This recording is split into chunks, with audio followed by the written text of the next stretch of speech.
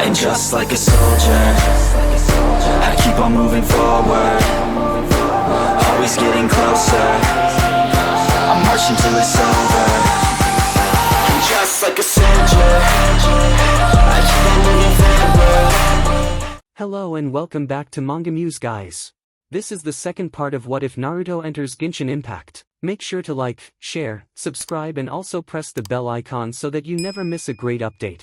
Also make sure to check out the wonderful author NeonZangetsu on FANFICTIONnet. Well, let's continue with the story now. Shenhe had never been to Mondstadt. To be fair, she'd not left Liyue before either, so she supposed it should have been all one and the same. Should have. In theory. It wasn't. Not at all. The land of the Anemo Archon was not what she'd expected, all rolling hills and vast plains, scattered ruins alongside a great many trees. Less than Liyue perhaps, but she missed the mountain peaks all the same. It was not the home she knew, not the land she loved. It was just so open. Mondstadt was not without its beauty to be sure, and she appreciated its nature all the same. Even so, it wasn't hers. Shenhe felt vulnerable. Exposed, as she hadn't been since she was but a girl. Where were the misty mountain peaks she so favored? The Genshin flowers, the quiet solitude? More than that. There were so many travelers on the road today, knights making their rounds, merchants bearing heavy carts, even the occasional wanderer leaning on a gnarled staff. Each stopped to greet her, and while she didn't much mind that, what she did mind was the way their gazes lingered on her. Not just the men, but the women, too. Baffling. Why were they staring so? Just thinking about it drew a scowl to her lips. Not for the first time, she wondered if she'd made a mistake in accepting this mission. An exhausted messenger from Rex Lapis had come before Cloud Retainer some days ago and presented a message to her MSTR, who promptly entrusted her with the DLVRY of said missive in turn. No fool, she. Shenhe had seen right through HR ruse.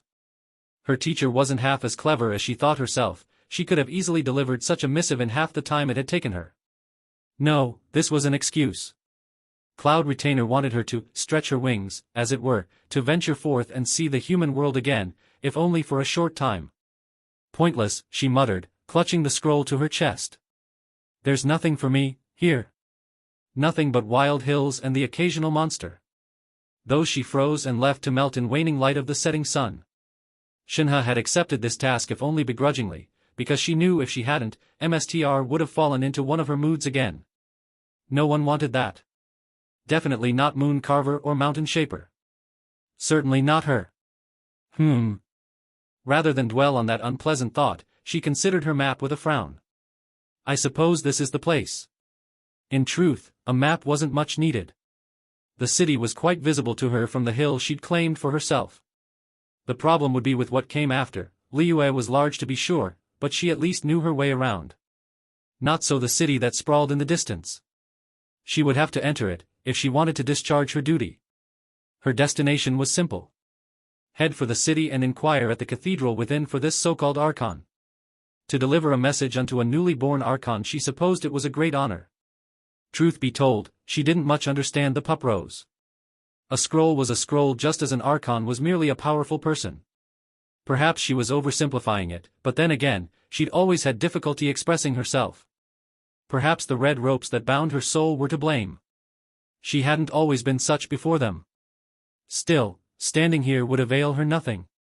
A distant explosion rang out, and Shenhe watched the surface of the Lake Royal. Almost as if something were rising from within. Screams went up from the city. Her eyes widened. The scroll went forgotten, hastily stowed as she summoned her polearm. If there was a monster in the lake, she would deal with it, Archon be damned. She didn't walk towards the disturbance. She ran. As such, she didn't see the explosion. But she heard it. More cries went up. She moved fast. Long strides devoured the distance as she raced down the hill and toward the city. A stray hilichurl tried to bar her path and was summarily frozen for their efforts. She spared them no more thought than one would a leaf in the wind. What manner of monster was rising from the lake? Was it the remains of a dead god? Something worse? Or... It was only when she drew nearer, just within the tree-line, that she realized her mistake. She spied a blond man sat next to a massive golden beast with 9 tails on the sandy shore. A brunette clad in purple and white was sprawled over him in a suggestive manner. Together, they watched 3 children toss strange sphere-like objects into the water. Each created a miniature explosion, but nothing like the first she'd seen. The lake was still now, glassy save the blasts near the shoreline. As she looked on aghast, the blonde raised a hand and pumped his fist into the air. "That a girl, Klee? Throw it further next time." The smaller girl struggled with her sphere. "Paimon wants to try. Unless you have an undiscovered affinity for explosions, that's not likely. Lisa's a meanie. More fireworks, please." All right, hold your horses, Razor." The blonde raised his hand and the beast beside him yawned in response. Black light burst from its jaws and soared into the air, easily missing the city. It detonated high the clouds, spraying motes of sapphire and scarlet light about. Another cry went up from the city. Realization dawned. They weren't screaming in fear. They were cries of joy. He was entertaining them. Shenhe felt her eyes widen, the faintest hint of emotion breaking through. That was the Archon. Had to be. Who else could wield such power? Her gaze focused on the younger ones. She couldn't see them properly at this distance, but they were undoubtedly younger than the man and woman. Her heart lurched in misunderstanding. Family. This was a family enjoying their evening. A mother and a father, and their 3 children. She could only assume thus. Judging by their smiles, they cherished their offspring. She hadn't been cherished. A memory broke through the red ropes and with it came a rare flash of anger. "You are a coarse child." Shenhe bit her lip until she tasted BLD. The pain didn't quite center her, but the awful taste did help her wrestle her focus back from the brink. This was none of her concern. She had a message to deliver, nothing more and nothing less. To let herself be weighed down by such foolish sentiment would surely prove her undoing. With a toss of her hair she stalked forward, making her presence known in body, if not word. "You, there." The blonde looked up at her approach first, a blonde brow quirked in query. "Can I help you? Are you the Archon?" The woman laughed even as the man coughed. "Much as I wish I weren't." His presence was warm. That was the best word she could think to describe him. Her vision, entwined in her hair, began to resonate, and she found herself struck by the sudden urge to sit and simply bask in the peace he exuded. What drivel! She ignored it. "Well, whatever the case, we were just about to have a fish dinner," he offered her a cheery grin. "Care to join us? There's more than enough to go around." Shenhe reached for the message cylinder bound at her peach. Paused, as she saw the baskets filled with fish. She understood. He'd been blasting the lake to stun the fish, thereby forcing them to the surface. A cruder way of fishing she'd never seen. It was something of a humbling realization. Here was someone with great power that far exceeded her own, and yet for all that, he looked happy. Not restrained, not held back, nor limited in any way. No red ropes for his and him, no sir. He was unbound and happier for it. DMN the gods. They could live as they pleased, without a care in the world, while she, mortal struggled with her own homicidal nature. It stung. The woman must have seen some of her sorrow, because she patted the log beside her. "It's no trouble at all. You must be famished." She really was no resist. Shenhe slammed the scroll into his hands and whirled away. "There. I've done my part. Good day to you." The blonde burst to his feet and caught her wrist. "Wait a sec. What's the hurry?" Shenhe grit her teeth hard enough to crack a molar. "Calm. She must be calm. I do not want your pity. It ain't about pity." He yanked her back with startling strength, drawing a yelp out of her. "I just want to talk, you know. You seem upset. Leave me." In her struggles, his hand slipped and caught on the red ropes. Such an innocent move. A simple touch. Nothing more. The moment his fingers brushed those scarlet tethers, she felt something spark. A breeze kicked up between them. Those scarlet tethers didn't simply come undone. They dissolved outright. Red ropes fizzled and sparked, burning away like a live fuse. Shenhe saw it, felt it, and flailed her arms, to no avail. She tried to pat them down, tried to extinguish the flames, all for naught. They smoldered away. And she was undone. Her emotions, her instinct, her desires long suppressed, came roaring back. Her eyes widened. A new emotion bloomed. Anger. Incredulity. How dare? How dare he? Naruto stepped back. Look, I really didn't mean to do that. With a snarl, Shenhe moved her spear at his face. Naruto could feel her pain. It was everywhere, in the air, in his thoughts, in his head. For the first time since he'd gained the ability, he wished he wasn't able to sense negative emotions. It had always been such a useful ability before, downright essential even, during the war. Not only did it allow him to ferret out friend from foe, but it had helped in a number of other ways, too many to count. More than once, he'd thanked Kurama for the gift. So many times it had saved his life. Now? It was going to get him killed. Just calm down. He held a hand out and nearly lost it as her weapon flicked out. I'm not your enemy. I don't even know who you are. You will.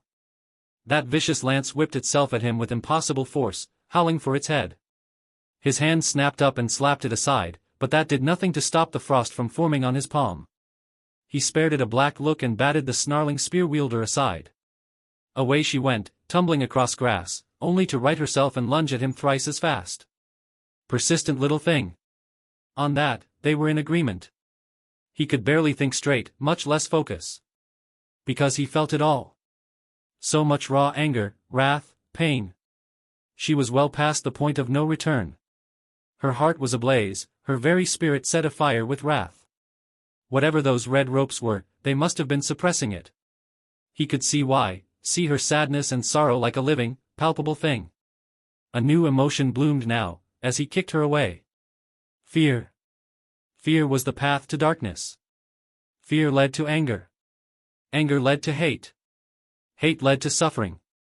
But he couldn't understand why she was suffering in the first place. What had he done? Will you at least tell me your name? Shenhe. It was more a scream than a statement. She struck out at him and he retaliated in kind, skyward spine sang in his hand. Calamity Queller struck it head-on and created a shockwave, setting their spears to spark. Naruto grit his teeth and reached out with his free hand, grabbing a handful of her hair. A furious hiss pushed through Shenhe's grit teeth, peaking now into a yelp as he whirled and flung her over his shoulder. Cool your head.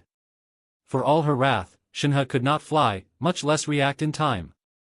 Certainly not at the speed with which he'd thrown her. As such, she was utterly powerless to stop herself from smashing into the lake. She vanished beneath its glassy surface with nary a sound and barely a splash. A moment passed. Then another. Yet another. Naruto straightened, releasing a breath he hadn't realized he'd been holding. What got into her? He could feel Lisa and the others looking on from the sidelines, wanting to help him, needing to make sure he was all right. Paimon was already making angry Paimon noises as she raced his way.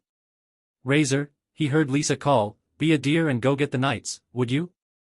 I think Jean would like to have a word with our guest.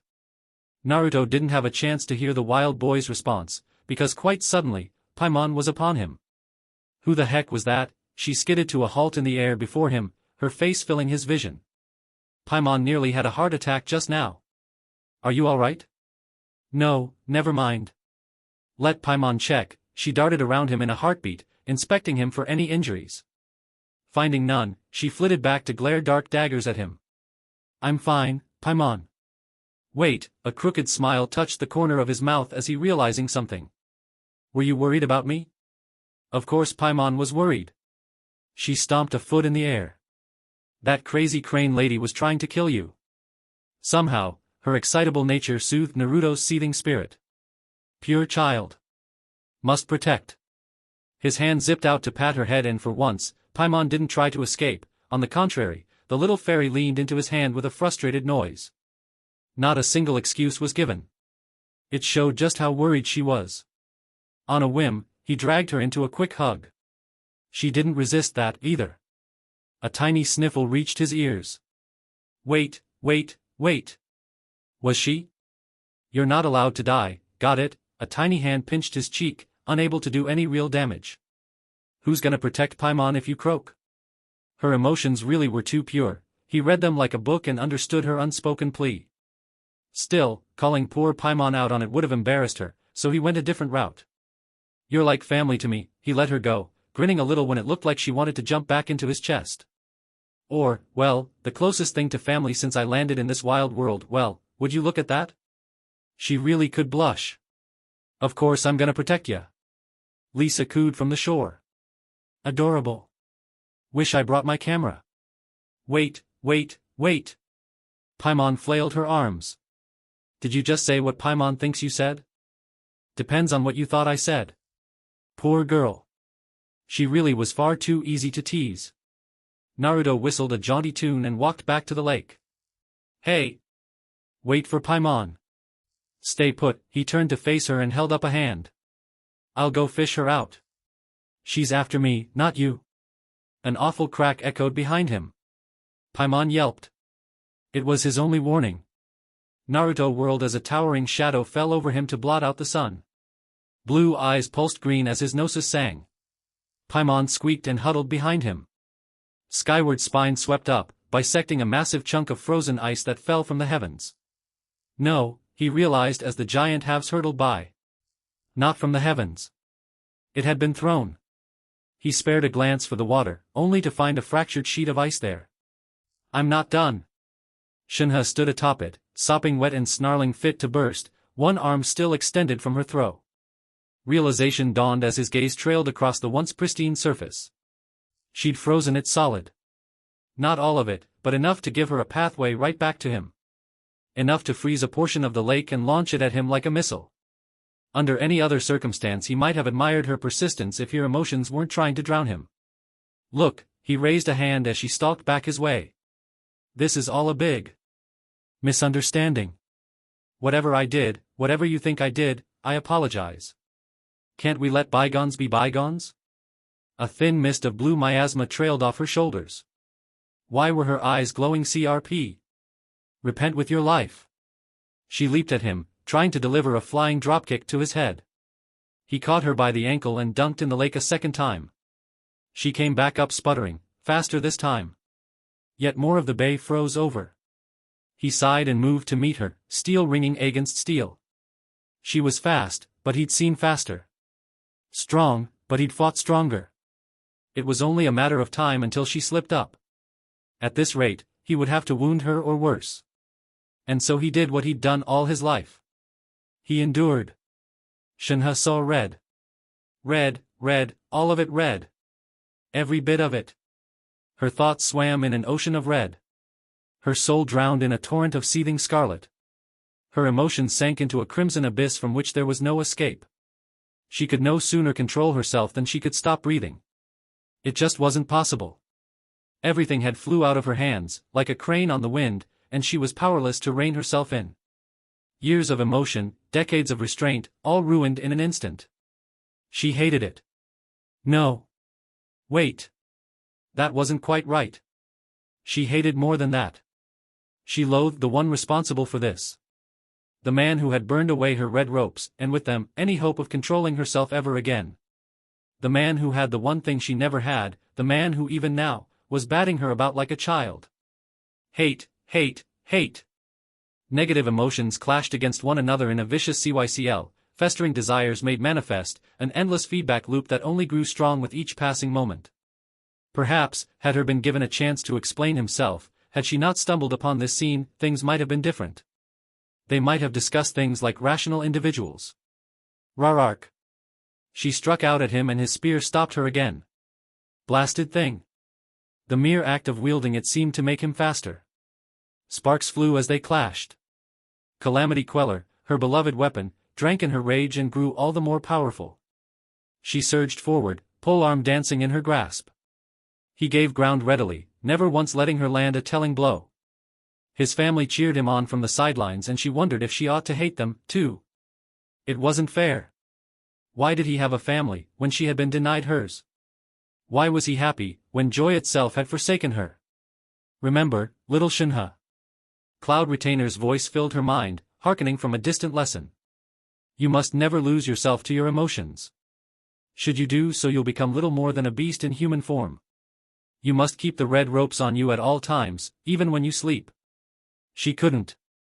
They were gone, and her control with them. She wasn't even sure she wanted to anymore. You are a coarse child. Father's words welled up, drowning her once more. Your life brings nothing but disaster to us all. I wish you were never born. Shenhe missed a step and faltered. She clutched her head in her hands and grit her teeth against it, to no avail. Anger bubbled up, causing her to bite her lip until she tasted blood. The pain didn't help. It only served to exacerbate her misery. Mstr. Her vision blazed. Frost crept across the ground at her feet. She threw her head back and screamed. It's not fair, the words escaped her in a wail, the cry of a little girl trapped in a woman's body. You have all that power and yet you're just fine. No anger. No urges. Nothing, just as quickly her head snapped down to glare at him. And yet I was cast aside by my own father. Forgotten. Forsaken. Why? I'm sorry to hear that. Pity gleamed in the eyes of her most hated foe. You've had a rough life, haven't you? As she looked on aghast, he lowered his weapon. We don't have to fight. A hand rose, outstretched to her as no human ever had. Why don't we just sit down and talk this out, eh? No. Not that. Anything but that. It was those eyes. Those damned eyes. Don't look at me. Their spears clashed. Wind warred against ice, shards of deadly glass flying with every blow. Hold still and let me stab you. He parried with his right hand and slid back. Can't we talk about this? No. Is it because you're a god? She growled at him. Because I'm mortal? I hate it. All of it. Answer me. It's not fair. She struck again, hoarfrost blasting out from her spear. Naruto swayed out of its path. A shard of ice flashed by and slammed into the little red girl's shoulder. She cried out and recoiled, clutching at it. Just like that, Naruto, the Archon, went still. Terribly, horribly, still. Focused on the fight as she was, lost in the eddying currents of her rage, Shenhe paid it no mind. An accident. Nothing more. Why was she in the ground? Not on. In. Slammed down into it, nearly one with it. Reality reasserted itself with a start, and with it came sensation once more followed by pain. Pain, as a snarling sphere smashed into her lower torso and slammed her down into the ground. Agony as she arched her back and coughed blood torment, when a booted foot stomped down, pinning her in place. Where was her spear? Where had it gone? That's enough, her foe loomed over her, one hand poised to deliver a mortal blow. I've let you vent and tried not to hurt you. But don't you dare hurt the kids. They're mine.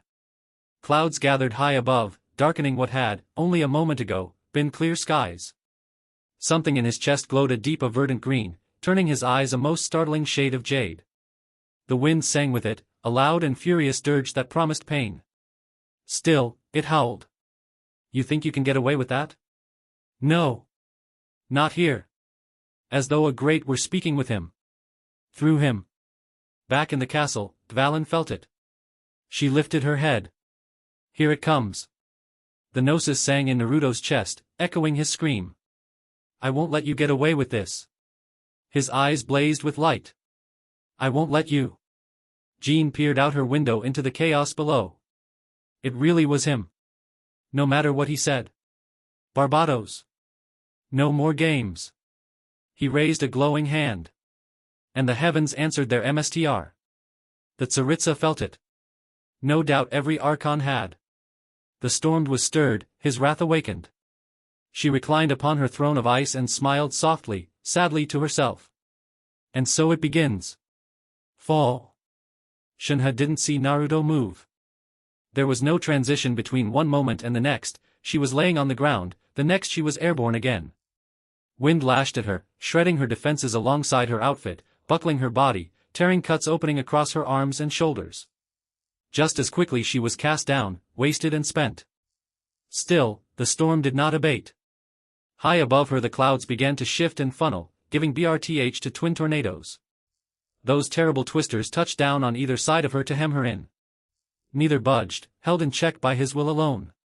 She looked up and found those awful green-blue eyes glaring down at her. Was this the power of an Archon? She'd heard the stories from her MSTR, but to witness this power firsthand, to feel it carved into her body. Movement in her peripherals. A fist struck her cheek and hurtled her away. Trees burst before her back, which then struck the ground, carving a righteous furrow through the dirt. Sanity broke through for a blessed instant. Am I going to die? An awful sensation stirred in her. It felt like fear. It was all she could do to rise now, to prop herself up on her battered spear, face the maelstrom, and stand fast. Wind howled in her ears, threatening to deafen her. Tears stung at her eyes as she squinted at her foe. He wasn't smiling anymore. Somehow, that terrified her more than anything else. Chest heaving, she struggled upright. I will not yield. He didn't deign to answer. There was no need. His hand snapped out and glowed a sunny green. Shenhe felt her vision twitch in her hair. Confusion broke through the haze of rage. Wait. No. He wouldn't. He couldn't. He could and he would. An eerie anemo symbol pulsed in his palm. With a keening white her vision ripped itself from her braid, destroying it in the process. Left undone, her pale tresses fluttered down her back. She scarcely noticed. A sudden surge of weakness drove her down to her knees, taking her elemental strength went with it. Her polearm felt heavy in her grasp, near impossible to lift. Her vision smacked into his open palm. So close. Yet so far. Here at last he looked down at it, nonplussed. Wonder if all archons can do this. His words lit a spark of defiance in her. He already had so many things that she didn't. Now he took her vision, too? Her CSE weighed heavily on her shoulders. Fate was laughing at her. She could hear it. A thin line of BLD ran down her forehead and into her right eye, staining her world scarlet once more. Back. Those glowing eyes beheld her. No. She lunged at him with a shriek. Give it back. He moved to meet her, raising the twin tornadoes with a hand. Time slowed in her mind's eye. Death. This was death. She was going to die here and now. Shenhe shrieked her fury, screaming at him until the rage became something else, threatening to morph into a sob. Stop. A flash of red caught Shenhe's eye and her body betrayed her. Her feet physically dug into the ground, bringing her up short. Likewise, Naruto, the Archon, stopped short of unleashing his attack. Glowing green eyes ebbed back to blue as he looked down at the responsible party. Klee. No more fighting, though her right arm bled, Shenhe watched the girl's left hand clench into a fist. Families don't fight. Fighting is bad. Say you're sorry. Both of you. Shenhe's throat closed. Family? Enough of that. Naruto choked out. You're bleeding. Come here and let me heal you. The blonde knelt and touched a hand to her injury. It healed at his touch, and the little girl gave a happy chirrup. Then her eyes narrowed upon Shenhe. Auntie. She physically flinched. Excuse me? You're an auntie now. The little red hellion moved a finger at her. Naruto's is Klee's uncle, so that makes you an auntie. There, she crossed both arms before her chest, supremely satisfied with herself. You're part of Klee's family now. So you can't fight. Not allowed. Klee, Naruto put in, you can't just decide something like that. Klee can, and Klee will. She turned watery eyes upon him and he winced. Silence passed between the adults. I will give this back to you. Naruto held Shenhe's vision just out of reach, if you promise to behave. She managed a trembling nod. Here, then. The new Archon opened his fist. Her vision floated back to her, to land in her trembling hands. She tried to breathe and choke. Her knuckles whitened around it. No. She mustn't cry. She was an Adepti disciple. She was stronger than this. She would not falter until her body betrayed her, like everything else.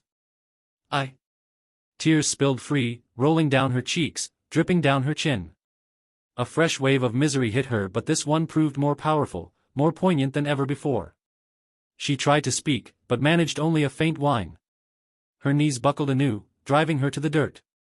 This time, she didn't have the strength to rise. Just like that? The word escaped her in a sob. After all this? You just make me a part of your family? Klee tilted her head as only a little girl could. Isn't that what the crane lady wanted? Naruto's head whipped away as Lisa made a pleased noise. Well, I suppose I wouldn't mind a bit of competition. Shenhe scarcely heard it. Deep down, a tiny little voice in her heart cried out. She'd wanted a family. To be cherished. Loved. To see others having what she did not, what she could not, and then be denied it, such had wounded her more than words. Still to see spent at last, her fury faltered and her soul cracked. She didn't cry. She wept. Her body shook with great heaving sobs. With her anger spent, a new emotion welled up within her, joined by another, and another, then yet another, pure, bright, and powerful. I'm sorry. She bawled the words out, unable to control herself any longer. I didn't mean to. I was just so angry. She had meant to at one point. She definitely had. But she daren't say that. Those keen blue eyes read her like a book regardless. Oh, geez. Distantly, she heard the Archon sigh, saw him crouch before her through teary eyes. Don't cry.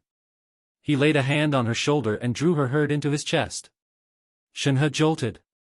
The motion startled her. She hiccuped softly, more so when his free hand began to slide small circles against the small of her back. No one had ever done such for her before. Not even Cloud Retainer.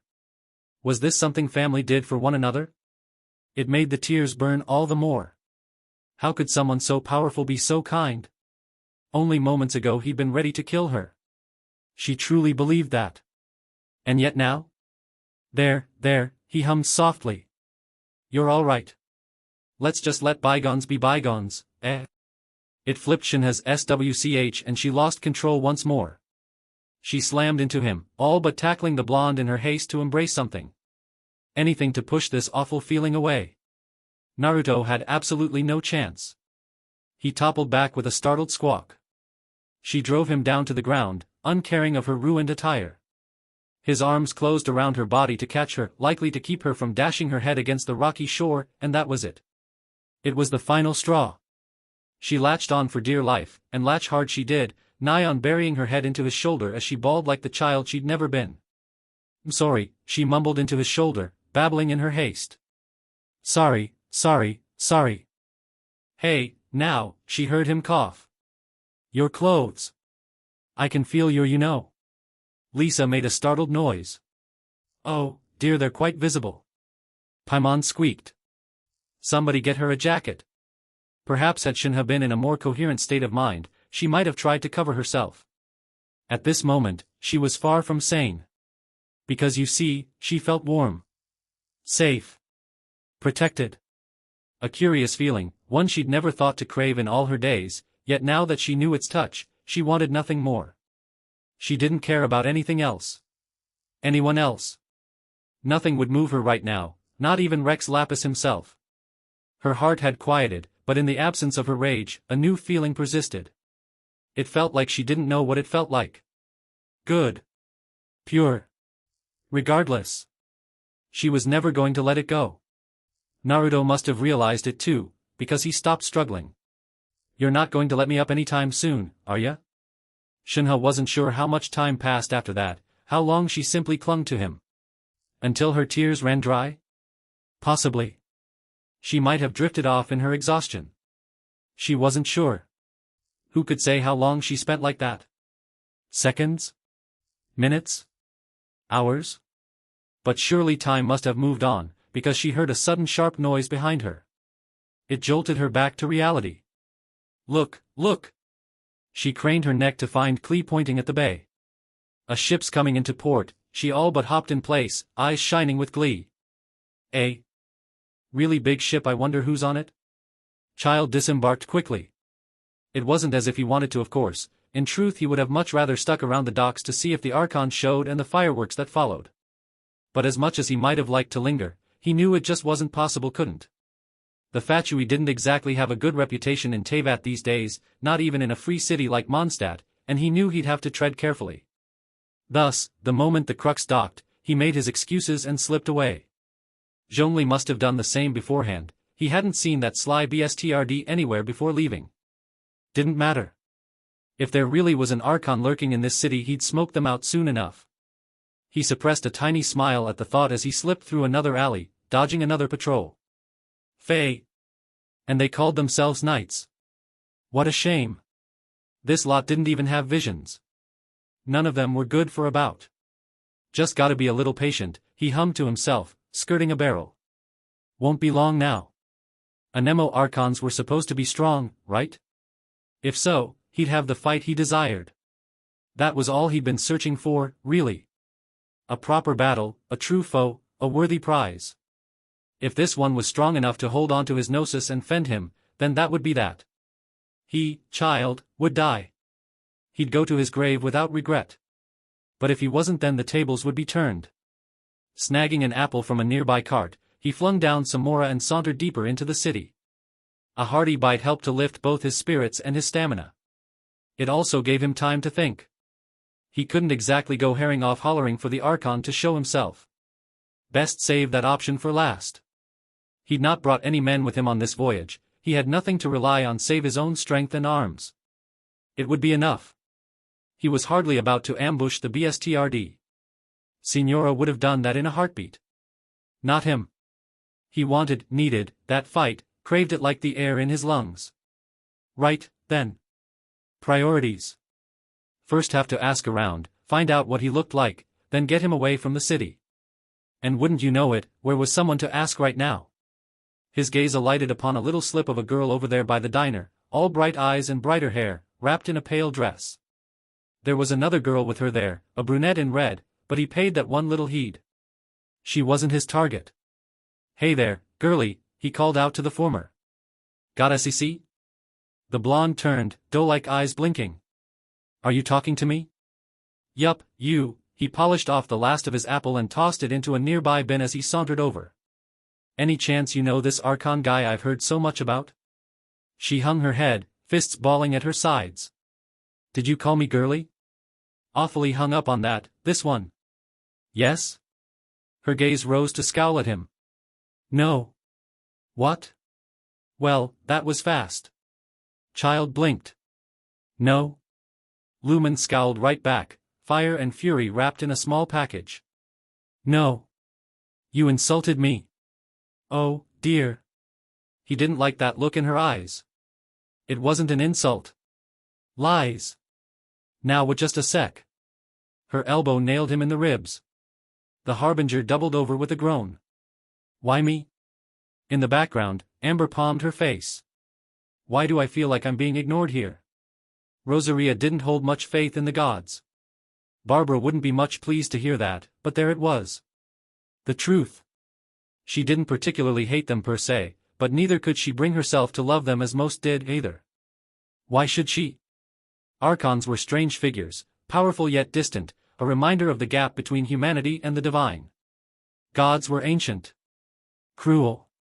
Foreign. They lived as they pleased, caring not who they trampled underfoot. Yet they demanded respect, love, and adoration from those beneath them. She liked it not. Honestly, if the gods cared more for their people, then so might she for them. But they didn't now, did they? As far as she was concerned, the world of Teyvat would be better off without them. One had but to look at the nations to see why. Sumeru's deity was a naive little thing who kowtowed to corrupt advisors. The less said about Snezhnaya and its tsaritsa, the better. Inazuma played host to a petulant shogun who pushed her will upon the people and strpped their visions away. Liyue had a reclusive lord who showed himself only once a year at best. Mondstadt had Barsabato. No, wait, it was Bartobas? Alright, maybe she couldn't remember his name. Didn't matter. Whatever his name, Mondstadt's oh-so-precious god of freedom had abandoned his people long ago. Free? Bah! Probably free to slack off and drink wine somewhere. Just thinking of it made her clench her teeth. Gods? Children, more like. They went and did as they pleased, and to hell with the consequences. Today's quarry was no different from the rest, no matter how much he might claim to be. BLDY blonde BSTRD, walking back into the city without a care in the world, and was that an adeptus on his arm? She looked like one. Had he really befriended her that easily? Only a few minutes ago they'd been trying to kill one another. How had he managed to tame her? It didn't make a lick of sense. He'd even managed to deceive Klee and Lisa, the BSTRD. Sister Rosaria. There you are. cold eyes drifted shut with a tired sigh. Rosaria was not one for prayer. But in this moment? She prayed. Please don't be Barbara, please not Barbara, for the love of any god out there, don't let it be. She turned, looked down, and found earnest blue eyes gazing up at her. You up? The gods were assholes. Barbara. Did you need something? She spoke in a languid manner, hoping she would take the hint. Whatever she wanted, she didn't have time for it. The idol of Mondstadt flinched beneath her gaze, tented her fingers and stood her ground. Blast. Well, it's about the ceremony. I've told you already, I don't go in for that kind of thing. I've got more important matters to attend to. Every second she spent talking with this silly girl was another moment for her quarry to get away. You're wasting your time here. But this event has commemorative significance. Blasted girl didn't know how to take a hint. The church hopes that all sisters will be present when we lay the foundation for the statue. Rosaria nearly choked on her spit. Statue? It hadn't even been an hour after that display, and they were already kowtowing to that blonde BSTRD? No, no, no. She wouldn't have it. She refused to accept it. Every fiber of her being rejected the very concept. Hopes, she bit down a snarl. That's odd, 'cause I don't recall a fulfill the hopes of others clause in my job description. Barbara faltered. I mean, sure, but what? Rosaria pounced with a wolfish smile, seizing the moment of weakness for what it was. You're the event organizer, aren't you? Do you not find it the least bit odd? The girl dithered and she pressed the attack. Someone sent you out to get me at this hour? Even if you turn around right now, I'd wager you'll still miss the opening ceremony. Unlikely if she ran, but still possible. Who knows? Maybe this is someone's grand plan to make a fool out of you? Her eyes widened. That can't be. People aren't like that. The bandit Rosaria once was scoffed at her naivete. They really are, little girl. Barbara didn't know the true face of this world. Many loved her for her innocence, her purity, but sometimes it frustrated her to no end. Ha! Evidence decides what people are like, not your feelings. Maybe you're a little too trusting. Of other people, the idol made a piteous noise and so too did Rosaria take pity on her. Don't fret, she reached out to pat her head when it hung. Nobody's gonna blame you if you go back empty-handed. I can't imagine anyone else was delusional enough to think I was gonna show up. Barabara made one last pitiful stab at it. But commemorative event. PSH, she scoffed. If this is about Barsabatos then I'm doubly uninterested. Barbara's face flushed. You shouldn't disrespect the Lord Archon like that. Then why don't you ask him our new Archon? He's right over there. She jerked a thumb over her shoulder, this time the sneer she wore wasn't entirely feigned. Who knows? Maybe he'll only throw you into the lake. Barbara squeaked, no doubt recalling the spectacle they'd seen in the bay. Gotcha. Rosaria went in for the kill. But if you dally any longer you really won't make it. It was the final straw.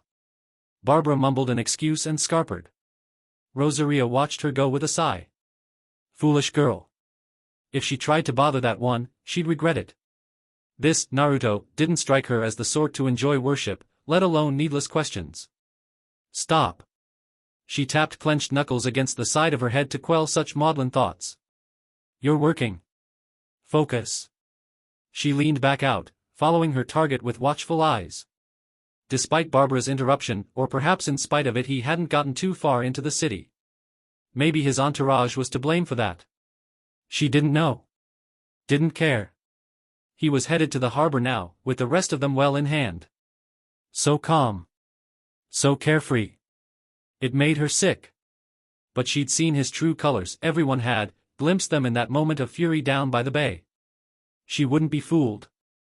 No. She refused. Still, he seemed so chipper now, a far cry from the fell ire she'd seen beforehand. When his merry band rounded a corner, she hastened after them.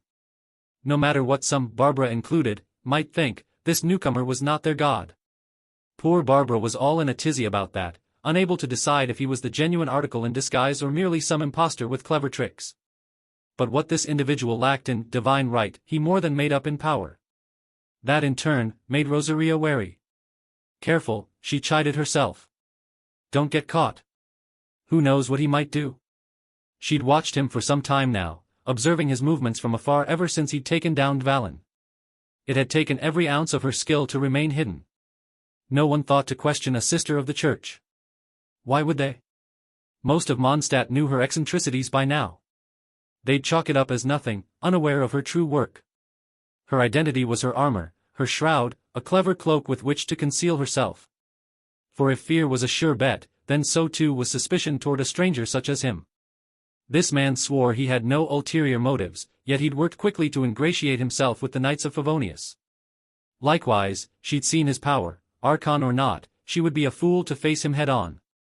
It made her all the more paranoid, but she couldn't well leave him alone now, could she? He was clearly a danger. But to whom? Himself? Her? The world, or none of them? Arg. Rosaria wanted to know. More than anything. She had to know. Who was this Naruto, really? What did he want? Would he become a threat to Mondstadt in time, like Albedo? Or perhaps? After all, she wasn't one for trust. She would rather hunt in the wild than settle into a life of dutiful service as a sister. As far as she was concerned, the golden sunlight was not so much cleansing as blinding. It wasn't that she couldn't trust others, rather, she was just choosy about it. In a way her current quarry reminded her of old man Varka but brighter. He lived in the light, while she dwelled in the dark. It was better this way. But sunlight hid shadows of its own. He looked back suddenly. Their eyes met. Her soul froze. How did he notice me? And his gaze swept past. Cheeky boy, mocking her like that. She'd show him. But his smile had been pure. Good. Honest. Impossible. Such purity couldn't exist. And if it did? The red ropes were gone. Cloud Retainer confessed a certain concern to this, if only because she hadn't thought it possible. One could remove them of course, as little Shenhe had done a time or two, but one had not expected that they could be destroyed.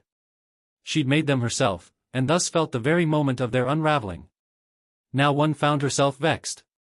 Though she wished for her pupil to see the word, to do as such promised disaster. Her emotions might well rage out of control, bringing devastation in her wake. Cloud Retainer tutayed once. Perhaps someone needed to retrieve little Shenhe. She lifted a wing, considering herself. It has been some time since one wore the guise of a mortal. She craned her long neck to make certain no one was watching. Left. Right. Nary a soul in sight. Ganyu was far from here. Likewise, those old fossils Mountain Shaper and Moon Carver were also away, doing whatever it was they did. Content that none were present to witness her flight of fancy, she drew her wings around herself, closed her eyes and hummed softly. At her call light burned, impossibly bright, obscuring her form from view. Wind sang, stirring the flowers around her in a gentle breeze. As the luminescence faded died, bare feet settled upon the ground. Human feet. She twisted her peach to one side, running a hand down her flank. Full lips pursed, considering her pale, naked skin as she blinked with stark silver eyes. One may need to acquire clothes. Is that nun still following us? Kurama uttered a jaw-popping yawn. Yup. Naruto valiantly resisted the urge to look backward again, but only just. He could feel Rosaria gaze glaring a hole between his shoulders. Sizing him up. Trying to get the measure of him. To look again was to DMN himself well and truly. He wasn't sure he could keep his tongue still if he looked her in the eye a second time. She still muttering to herself, or am I imagining that bit? Nope. Naruto blew out a sigh and kept walking. Well, so long as she doesn't try anything. You're kidding, right? His partner's retort was nothing short of caustic. I can taste her frustration from here. She's not best pleased with you. Why? He resisted the urge to fling up his arms. I haven't even spoken to her. I know. You seem to have a unique talent for setting folk off in this world. Well, he bit out, she hasn't attacked or tried to stalk me. Frankly, I'm content to leave it at that. Uncle, a faint tug on his hair pulled him back to the waking world. You're making a scary face. Why did we stop? Familiar red eyes framed by pale hair filled his vision as his charge dangled herself over him. Aren't we gonna see the ship? Right. He'd given Klee a piggyback ride. Evidently that wasn't enough, because she'd decided to perch herself atop his shoulders. Maybe he's spacing out again? Paimon took the chance to flit closer in a whirl of starlight. Hello? Anybody there? I'm still here, he sighed and nudged the girl back with his free hand. Relax, you know. I've not forgotten anything. Her smile was nothing short of smug. Then you remember the 3-course meal you promised Paimon? Naruto knew had said no such thing, but he decided to humor her. A faint tug on his right arm took his attention elsewhere. Unfair. He looked down with a sigh. Did you say something, Shenhe? Rather than answer, the Adeptus disciple buried her head into his shoulder. Lisa cooed softly behind him. Adorable. Where did I put my camera? I need a picture of this. Why was she enabling them? Naruto blew out a sigh. Trapped. He was strapped and there was no way out but through.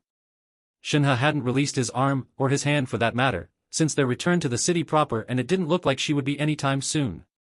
He could escape from her at any time of course, but he had the strangest feeling doing so unprovoked would hurt her. At least they'd managed to patch up her outfit for now, thank the sage for small mercies. Creation of all things was a pretty handy technique. But all the power in the world couldn't save him from this predicament. If only Sasuke could see him now. He wasn't sure if his old friend would laugh at his plight, or simply scoff. Likely the latter. Sasuke seldom laughed, and only ever laughed in his darker moments. Wherever he was now, hopefully those emotions were long behind him. Now do you see? He could just imagine his old friend chiding him. This is what I had to deal with. Every day. As a body he'd been madly jealous of his rival. Indeed, back then he had craved the raw attention and adulation his then nemesis attracted. BSTRD seemed to get it just by existing, you know? He'd wanted that, craved the affection he gained just by being him. He'd wanted folks to look at him, too. To see him. Admire him, you know? But now? He didn't know what to do with all this attention. Shenhe on one arm, Klee riding his shoulders, and Paimon floating ahead of him, all while a bemused Lisa looked on. Honestly. If Razor hadn't run off to fetch the knights, he would have been here, too. Somehow, without even realizing it, he'd formed a nice little what was this, family, for himself. On the outside looking in, it might well appear as such. While the bonds he'd forged weren't quite that, all this attention was a little much. He couldn't even begin to explain it. Paimon had crashed into him, Lisa had come onto him, taking Razor in was a whim, and Klee, well, she declared him her uncle and that was that. He didn't rightly know what to make of Shenhe either. So long as she didn't make trouble he was content to let her have this moment even if he didn't rightly know what this moment was. But he couldn't well ignore her. Not when she was pouting like that. Best do something about that. You alright? You've been pretty quiet. The crane in training made a conflicted noise. For now, those bright, radiant eyes rose to meet his. I'm not sure if I'll lose control again. No worries. Naruto laughed. You won't. But what if I do? She glared at him. What if you're not around to stop me, next time? All right. A fair question deserved a fair answer, he felt. Then you face those feelings head on, ask yourself why you feel them, and accept them. Shenhe went silent for a moment. And then. The day you learn how to use your strength for the good of others, is the day you can truly become part of human society, huh? Naruto blinked, somewhat taken aback by the sudden philosophical turn. Pardon? She looked down. My MSTR, she said that to me, once. Did she, now? He tapped her on the nose when she nodded. All right. Let me add something to it. He tugged his hand from hers, ignored the displeased noise she made, and reached around to wrap it around her waist with infinite care. She stiffened for a moment, then relaxed and nuzzled closer, leaving them side by side as they walked. Listen to your heart, but don't ever let it control you. Maybe if he kept his chin up she wouldn't see him blushing like mad. Do what you think is right, you know? Shenhe sniffled, unwilling to look him in the eye. You sound like my MSTR. Do I? He smiled at her. She sounds like a very wise woman. She scooted closer still, melting into him and leaning her head against his shoulder. Forced to change pace, Naruto slowed a little, but kept walking. This close, he became intimately aware of her presence, and the faint scent of herbs. Warm. For someone who wielded a cryovision, Shenhe was so incredibly warm. When she looked up at him, he stiffened. Paimon seized the ship. The moment shattered like so much glass. Shenhe glared bldy red daggers at her, but the little fairy paid her no heed, already racing ahead. Klee all but leaped off his shoulders to race after her. There it was again, that surge of parental concern. Paimon was small. Tiny, even. She might be learning to defend herself, but still. Klee, well, she'd probably blast anyone who tried to hurt her. Still, that didn't mean he wanted to see her get hurt. Good girls. Must protect. Yeah, that about summed it up. Oi, he cried out after them, hastening his pace. Don't run off. In short order they reached the harbor. Naruto didn't have much experience in the realm of ships.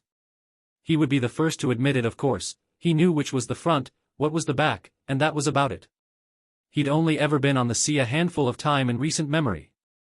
One to the land of snow, fond memories there. Hopefully Koyuki was still doing all right, and a few other miscellaneous missions that escaped him. Hell, he wasn't entirely surely how a ship got into the bay in the first place. Supposedly the waters of Mondstadt opened out into the ocean further north or some such. Who knew? It didn't change the fact that a ship had come in. Large and sleek it rested against the dock, dwarfing all other vessels. A ramp had been flung down some time ago, one could see sailors swarming about it, unloading cargo and like. And there, just now coming down the ramp. Never quite get my land legs back after a long voyage. Shenhe stilled against him. That was his only warning. A woman clad in red and black disembarked the vessel at a languid pace, peach swaying, dark hair flowing in the breeze. She was confidence personified, uncaring of who saw her. She paused at the edge of the wharf, saw him and tilted her head, regarding his torn shirt and his scars. Her lone eye narrowed upon him, and he found himself thinking of a sea dragon he'd seen once. Even with one eye she was a beauty to behold, he could say that with full confidence now that he knew what true beauty was. Damn it, Lisa. Life had been so much simple when he was blind to such things. Speaking of which, children aside, why did every vision wielder look like a supermodel? It was a question that bore pondering, a question he didn't have time to answer, because the captain, he could only assume such, was upon him. There was no escape. Well, aren't you a sight for sore eyes? She planted a hand on her peach. See something you like? Naruto saw several things, but he kept his eyes firmly on hers face. A blonde brow quirked. Can I help you? Shenhe squirmed free of him and muttered something under her breath. It sounded more than a little like a course. The captain followed her with a questioning look, only to earn a baleful one in return as she stormed past. Naruto watched her stalk away toward Paimon and Klee, shoulders tense, chin held high. In the end she thought better of staring her down, as did he, and turned her attention back to him. Nope. She smacked her lips with an audible pop. Just admiring the goods the way you were admiring my ship. Right. Goods. Ship. Naruto coughed into a fist. And you are? Beidou, captain of the Crux. She extended a hand to him. Nice to meet ya. Naruto. Without a second thought, he reached out to grasp her hand. Her fingers bit down against his immediately, testing his strength. Instinct. Demanded he return the gesture in kind. He found himself treated to a rare widening of her eye as his palm crushed against hers. And yet she didn't yelp in pain. He could have shattered every bone in her hand, and yet her smile didn't waver. Not in the least. Quite the grip you got there, her tone took on a teasing edge. You good with your hands? Even he couldn't miss that. Color flooded his face as he released her hand, feeling positively scalded. Hey! Relax, she swatted his shoulder, I'm just joking. Couldn't help myself. Was she? He wasn't so sure. Her emotions were like a storm-tossed sea, none of them negative. He couldn't even begin to discern what she felt. Behind him, Lisa hummed softly. Well, someone has a keen eye, and no shame at that. I think I might like you. Beidou balked, but only for a moment. Then she threw head back and laughed. Feelings mutual, she cast the magician an appraising grin. What's your name? Lisa made to respond, but her words were lost as another woman with long hair descended the ramp after Beidou. Naruto's jaw clicked open. His gnosis sang in his heart, sensing a long-lost friend. Right, Beidou was smiling for some reason, like she knew some grand secret. He wondered what it was. Almost forgot the reason I came here. I've got someone who wants to meet you. I do apologize for the untimely arrival, a new voice intoned, thrumming in a low contralto. Clad in an flowing amber robe, the newcomer was the very picture of stoicism. She was the same height as him, no, maybe a little taller at a stretch. Keen eyes met his, bright and alert, framed by a curtain of dark tresses so long as to nearly touch the dock itself. When she moved he glimpsed the pale expanse of a slender thigh beneath. By the log he hoped she was wearing something under that, yet every stride was measured, collected. Calm. There was something about her, something odd. It has been some time since I last set foot in Mondstadt. Those peerless orbs met his, sharp and alert, singling him out. And yet so much has changed in more ways than one. He didn't like the way she was looking at him. If Bedia was a predator, then this person was a force of nature. As if he stood in the shadow of a looming avalanche, like the very earth prepared were to throw itself against him if he said the wrong word. Well, if she wanted a fight she wouldn't find him wanting. He found himself standing that much straighter, squaring his shoulders, lifting his chin to look her in the eye. In his peripherals he was vaguely aware of Lisa stepping forward to stand beside him. For the first time, he noticed the complete and utter absence of her signature smile. The heck are you? Morax Zhongli hummed softly. Call me Morahem, she coughed into her fist to hide the slip. Maeve will do. She reached out, clasping his hands in hers. Might I have a moment of your time? Naruto's brow furrowed before he recovered. Look, lady, I've had a really long day. Unless someone's in danger, whatever this, he waved a hand, I ain't in the mood for it. I see, her eyes flitted to his ruined clothes. It seems I've come at a bad time. Tomorrow evening, then. It didn't sound like a question. Who on earth was this Maeve anyway? And why did he have a bad feeling about this? Angel's Share was a fine place for a drink. Refined yet rustic, it hosted a wide variety of wine and liquor, many of which they were all too happy to partake of. That said, Naruto still wasn't sure why he'd come, much less accepted Maeve's invitation tonight.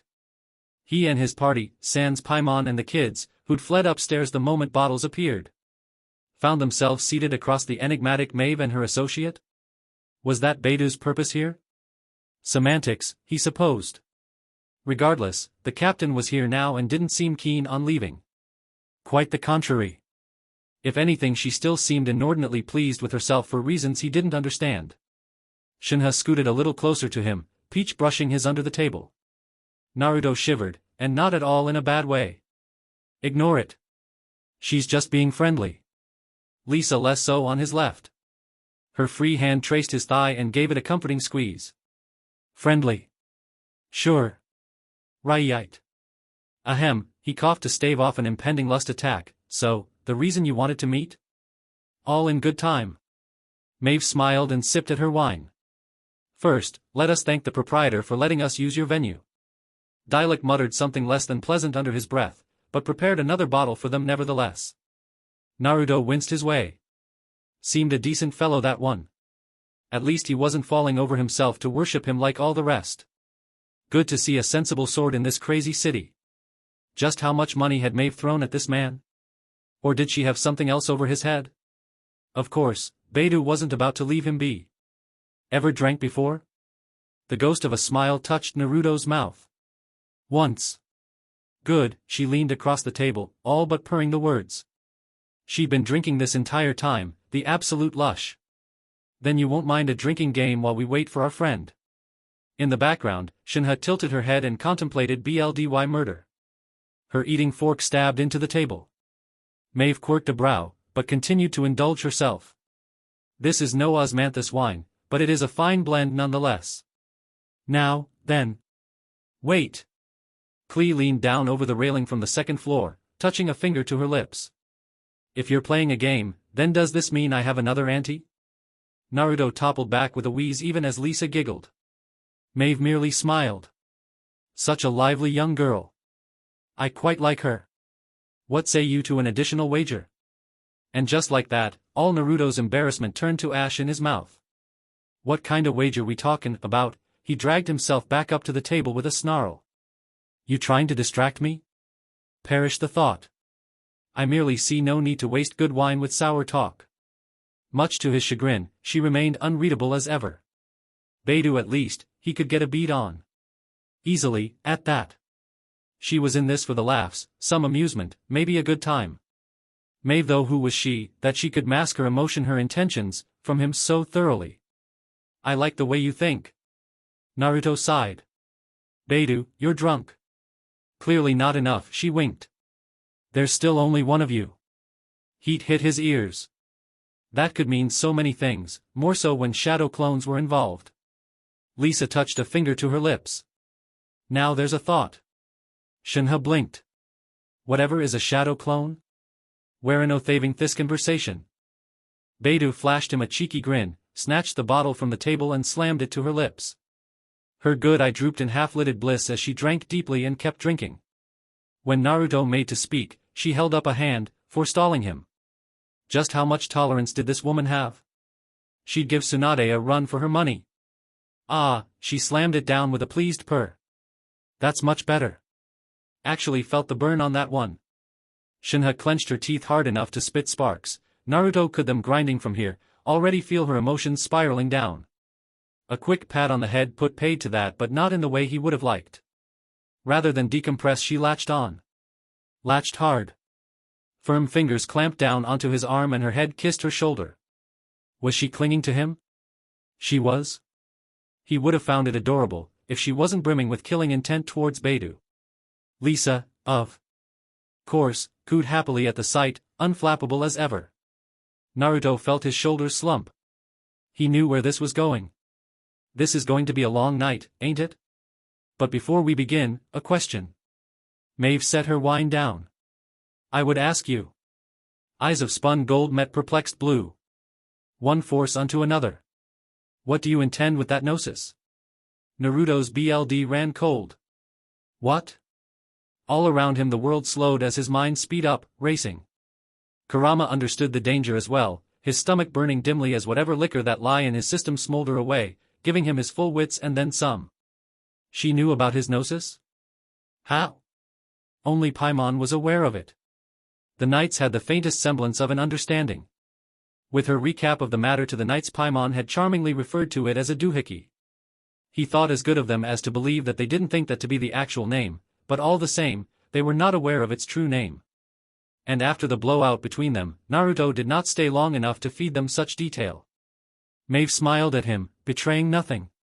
If she was knowledgeable enough to know about his Vendi's no, his gnosis, then she was dangerous as he thought her to at first be. But what did she want? Did she have some issue with the gods? An issue with Vendi Barbatos? Issues with those parading as gods? Which he wasn't trying to do, mind you, but still. She bears one. He blinked, somewhat taken aback. Bears what? A gnosis. Lovely. She does. How do you know? I sense it, just as our gnosis senses it. I can feel it calling out to her. His mind leaped to a particularly unpleasant conclusions. Wait. She's a god? Or a god hunter, or maybe she's like us, ladled with holding on to it? Kurama paused for a moment, perhaps deliberating over the issue himself. Don't be rash here, Naruto. We'll survive her, but the others may not. Blast. The others. He'd almost forgotten. He took to his left, where Shenhe clung to his arm. She looked about as ready to bail as he. Seeing to his right, he saw Lisa, who seemed curious, yet alert. Quick to note his stare, she gave his thigh a gentle squeeze under the table, message clear. She deferred to him. If he fled, she'd follow. If he fought, she'd follow still. Across the table sat Beidou, who seemed more interested in her bottle of liquor. Maeve brought her along but certainly hadn't informed her of as much as Naruto first thought. She seemed innocent of this all. The most innocent of them all, lay above them Paimon, Razor, Klee. Their guiltless laughter rang in his ears, louder as the alarms ringing in his mind. This was a trap. It made sense now. That she would allow him to bring as many people as he'd will. That she held their discussions be in the heart of Mondstadt. That she chose a place tended by a man that held no love for any archon of a Nemo. This bar was a pretty cage where he could not fight as he'd best choose. But she could slaughter at her will, should he not abide. He wanted to growl something cruel, and more than a bit crude. A darker part of him wanted to reach across the table and... Don't. Kurama's warning rooted him. And the fox was right to do so. He could go feral, be like the coyote that snapped wildly gnawing off its leg to chance freedom. But he was not the one in danger here. He was the only one not in danger. His eyes flashed towards Maeve, colder, harsher now. She remained unvexed, tranquil, steady. Well? What say you? She repeated the question again as if he hadn't heard her the first time. What do you intend with that gnosis? His brow furrowed. Who are you? I believe I asked a question first. Her smile didn't waver in the least. I'd see an answer to it and, in redress, I'll give the answer you seek. She handled him as if they were making a deal. Like she hadn't sauntered in and threatened to uproot his newfound life, as if she was not a threat of being slain for his greater good. But if that was how she wished to play it, then so be it. If she wanted to negotiate, then he'd follow along. Should we be having this discussion here? He planted one arm on the table and leaned forward. Now? Perhaps the two of us could find a nice alcove to the coast? That came out too close as a growl. Or so Kurama thought. If the shock of energy sent coursing painfully through his body was indicative of as much. I am fine here, thank you for the offer though. The smirk Maeve gave was too coy. It gave her face a punchable quality. The walls are thin and the people chatty. Naruto gestured over to Dialek and the drunken adventurers he was showing a table to. Whatever Maeve did to get Dialek's favor, it was enough to get the bar cleared out. Not enough to stop new arrivals. Her smile proved decidedly limpid in its sincerity. You of all should know, this conversation will only be for those you'd wish to hear. Whatcha mean by that? Did she intend to kill anyone that so tried to eavesdrop? Sound is carried on the wind after all. She moved quickly to clarify. Oh. He paused, looking deep into himself. Grabbing a hold of his gnosis, he tugged and the wind responded. Air picked up in the vicinity much more than would be possible in a place where windows were shut so snugly. You needn't try so hard. Maeve's voice broke above the winds. What?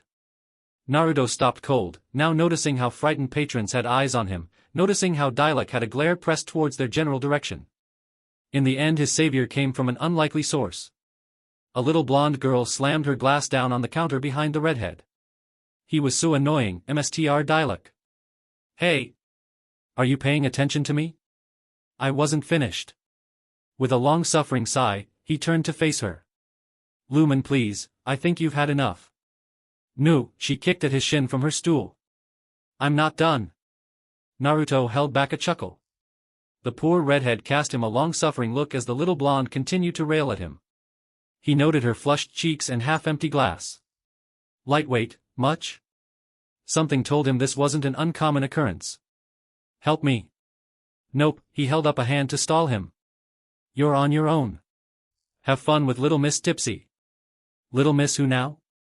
Paimon made the mistake of floating their way just then. The blonde girl's eyes flashed. It was her only warning. Poor Paimon. She never saw her coming. Aren't you just adorable? Can I keep you? Please? Gah. Let go. Paimon is not a toyai. Meh. She'd survive. With the wind gone and their host distracted, Maeve's voice quieted as she spoke her next words. The gnosis is not a mere tool, nor is it shy. It's a part of you for now. He didn't much like the way she tagged on the for now, but bade to allow her to continue her talk. It's an extension of you. Much the way a muscle is. But as long as you view it as apart from you, as long as you force it, you will only get such wild results. It pained him to agree, but he saw reason, so he followed her calling. Calming himself, he drew into himself and welcomed the gnosis deeper within. He felt it sing, as if in celebrating finally being allowed to belong. He smiled the smallest of smiles. He didn't know why, but the gnosis joy felt as his. But with a better hold, he tried his hand. First, outwards, he called forth noise far beyond his ear's reach. We shouldn't play this too reckless. His presence could help turn the tide with our fatui dealings. Jean, spoken from her office in the headquarters of the Knights of Favonius. Fair play will let Lisa have her way. Though I get the strangest suspicion she's doing as she will beyond the Order's best interest. Kia. So they still schemed on him beyond his wishes. I do hope Lord Barbados takes kindly to this renewed effigy. A discussion amongst nuns off towards the way of the cathedral. He didn't like the sound of what they were planning. Midnight phantasmagoria. The battle cry of a warrior is fighting hilichurls far to the south of Mondstadt, accompanied by what sounded like sparks of lightning. Stupid Archon. That declaration was two-toned. One coming like a whisper from their scarlet tender beyond the bar. The other from just outside, by a window sill on their left. Why did he get the feeling that it was the same nun that trailed him so? Next, he tried to do the inverse, stopping noise in its approach. Hey, Beidou, what did you do to see my shirt gone? Indecent. Shenhe pinched his hand hard. But he weathered it and would weather the bruise to form as he focused on the hard-edged brunette. The Crux Captain's lone eye went wide as the bottle slipped from her lips. She rambled on, likely something XPLCT, but they would never know as no sound made it to them. You're learning, well done, Maeve gave him a smile that crushed his good mirth. Her praise felt like venom in his veins. But with the games over, he focused on his actual task. A sphere to make their talk soundproof formed up around them, thereby ensuring that their talk could remain private. Weren't you looking for an excuse to take this away? DMN it. Why'd you let me go through all that? I'm busy enough between trying to hold you back from making this a conflict and preparing the energies for when you do. Where's the faith? You'd not wish to be a god. Remember? Shut up.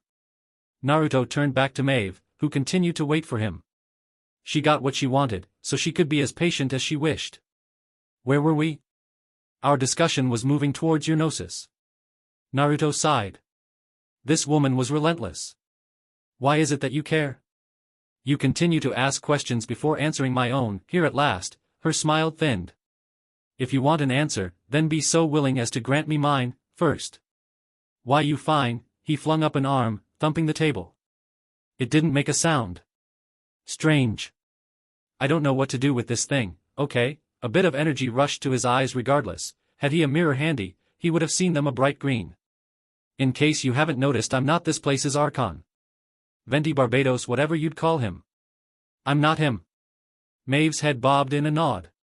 I'm well aware. You are? Naruto felt overjoyed. Finally. Someone that believed him when he said he was just some guy. Not just humoring his denial, as Paimon and Lisa did. And not someone that just didn't care about Archons, as with Dialek. He could almost forget his growing disdain for this woman. I am, she clarified, and yet here you are, holding his gnosis. Why? He could almost forget. Not by choice. Cheeky little BSTRD gave me this gnosis, shoved it into me to keep it safe. Ran off before I could slam it back in him, the hard way. I want to chase him down and have him take it, but I can't begin to figure where I'd find him. There's a part of me, a small part, that wants to keep it though. I'm as strong as needed without it, he clenched his fist. But this is a new type of power.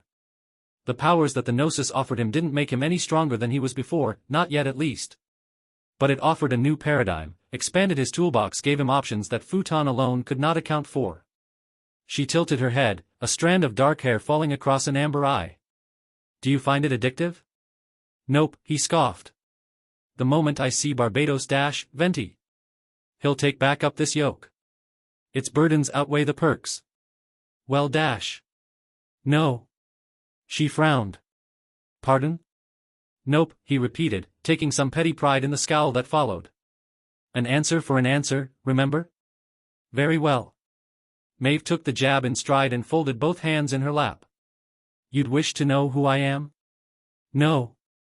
Has your mind shifted so suddenly? The gnosis of a Nemo suits you. Enough of that, Naruto growled and earned himself another shock of energy to rattle his bones. I'll frame my question better, so you don't try to evade. Her smile was sly again. Projecting, perhaps? Naruto took that on the chin, not to be distracted. He drove his inquiry home. Why do you care about my gnosis when you have one for yourself, Miss Archon? Maeve bristled. For all she was, for as calm and in control as she tried to be, she bristled. Everyone else present was just as shocked. Lisa was agape. Likely thinking to be in the presence of two Archons. Darn her for not getting it through that cute head of hers that he didn't count as one. Beidou was speechless, and not due to his hypnosis doing. She actually put the bottle down proper. Turning to Maeve with an accusing wag of her finger. Aha! Shenhe was perhaps the weirdest in her reaction. Balancing between keeping a hold of him and going into a bow. Saying something about Rex Lapis. What was he to do with these women? Am I projecting now? Still he felt triumphant, getting one over on this woman, at least. You are. Maeve leaned in, resting a hand on her chin. I would have revealed as much without you altering the question. B.S. Believe as you will. Maeve reclined once more, back pressed to her chair. But I'm in a similar boat to you. Unlikely, but he gave her bait a tug. Enlighten me. I am a vessel for an Archon's gnosis. She held up one hand, revealing a faint, if dusty glow across her fingers. Although I was granted it only for the purpose of meeting you. It'll be back with Rex Lapis the moment I'm back in Liyue territories. Why? I am normally meant to stay by my Archon's Rex Lapis side, even the other Adepti might not be aware of me. Shenhe spoke up suddenly, speaking out in swift motion, using words too esoteric for him to care to grasp or remember. Maeve returned in kind, smoothly responding with a phrase all her own just as mind-numbing. It seemed to edge Shenhe on to say more. She snapped something. And Maeve again returned to her a reply. Shenhe pressed. And so Maeve humored. This went on for what felt to be too long before Shenhe nodded at last. Indeed, she is an Adeptus. That calmed Naruto a bit. He didn't know much more about the Adepti, only what he could glimpse from Shinhe's meager explanations the night prior. But he was made aware enough that the Adepti served Rex Lapis, whose letter Shenhe had delivered. This guy is thorough, sending so many people to forewarn his arrival. He tried to sound casual, knowing that those of Liyue might be just as fanatical about Rex Lapis as Mondstachans were for Barbados. But he did not bother to veil his frown. This Rex Lapis felt more and more like a man-god that thought too highly of himself.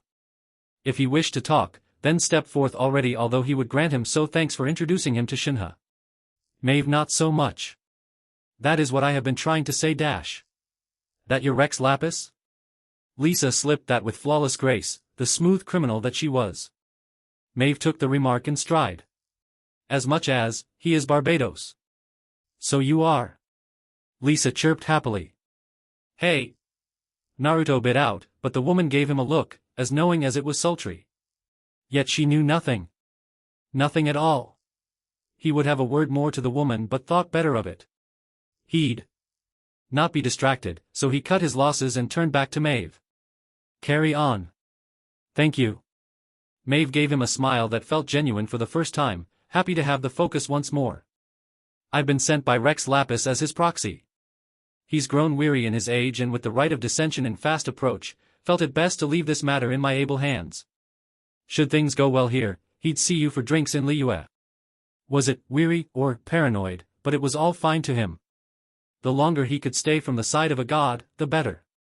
And he thinks you able to deal with me. He'd hope that I not have to find out. Long-lashed fluttered in a slow blink. Despite what you believe, I have never intended any harm at any point, yesterday or now, nor do I wish for conflict. You have a funny way of showing it. Despite his callous remark, Naruto found his shoulders slumping, just a touch. His guard still held high, but he allowed himself to recline in his seat. Lisa fell back with him, her ease going the way of his, much to Shinhe's naked displeasure. All the same, he gave me his gnosis. Maeve hastened on, seeing no need for it on high and thinking that it'd validate my authority as his hand. So what now? Now? I'd ask for your gnosis. And all pretenses were gone. Skyward's spine shocked to life behind him, and he ready to grasp it. Lisa's spell book was afloat before her, and Shinhe's spear was already pointing, not at him but Maeve. It warmed his heart that she'd side with him, but wouldn't that cause her problems? Beidou for her part bared forth a bottle. A grin that could split steel on her face as she chugged away. Finally, some entertainment. But to all this, Maeve raised a steady hand. Please allow me to explain. Be quick about it. He growled, and he received no shock from Kurama. Instead, his old friend growled with him as well. As did his gnosis. They were all on board for murder. You said it yourself. For all the fury facing her, Maeve didn't flinch. That you are holding on to that gnosis only for the sake of Barbados. Yeah, he bit out, so you've no right to it. And of the Archon, Rex Lapis and Barbatos are noted for their closeness. That's true. Lisa hummed, drawing a black look from him. Of the Archon, Lord Barbatos has had conflicts with many, but Rex Lapis and the Raiden Shogun have been said to be close confidants of his in the past, though I'm not sure how he'd react to the Shogun's sudden shift, but of Rex Lapis I think that's the closest friend that anyone could name for our Archon. What's that to do with anything? He'd sent that for Maeve, but Lisa seemed to frown at his dismissal. He'd make to apology later. It means that in lieu of being able to find Barbatos, entrusting it to Rex Lapis might be the next best bid. Maeve's assurance did little to cool his anger. He'd hold it safe until it may return to the proper hands. And if I want to hold it until I can see it to Barbatos? Then you'll suffer the consequences. Maeve leaned back, not because of some supposedly vicious barb, but because the spearhead of Shenhe's calamity queller was all but in her throat. Golden eyes flicked to it. How unfortunate. It would seem that you continue to misconstrue my words. No, it would seem that you're just bad at using them. Lisa's quip was so dry that Naruto thought to offer her a drink if Beidou hadn't drunk it all. But the buxom seafarer was off to the bar for another bottle, only after realizing that dialect could not hear them from here. What are these consequences you're on about? Naruto asked as he rubbed at the small of Shenhe's back. He appreciated her loyalty, really he did, but if she took the life of an adeptus she'd no longer be welcome to Mondstadt and likely be wanted in the wrong way in Liyue. She calmed at his ministrations, her spear vanishing to the ether. Maeve made a noise caught somewhere between a laugh and a sigh. The Gnosis has many purposes, too many to name, but one such is that it makes lesser gods more, makes them into archons. She held out a hand, conjuring an image of a shining figure in her palm, resplendent with great golden light. It's subtle in its beginning, but the longer it remains the more permanent the hold takes. Before long only a fellow archon will be able to undo what is done. Barbatos's hand may not be enough. That was a sobering reality, and it needn't Kurama's melding to come across. Oi, I'm no god. He began, but Maeve merely shook her head in stoic disagreement. I mean not to lay claims at what you are, but a gnosis cannot be tossed around flagrantly. Her fist closed around the figure she'd conjured, crushing it.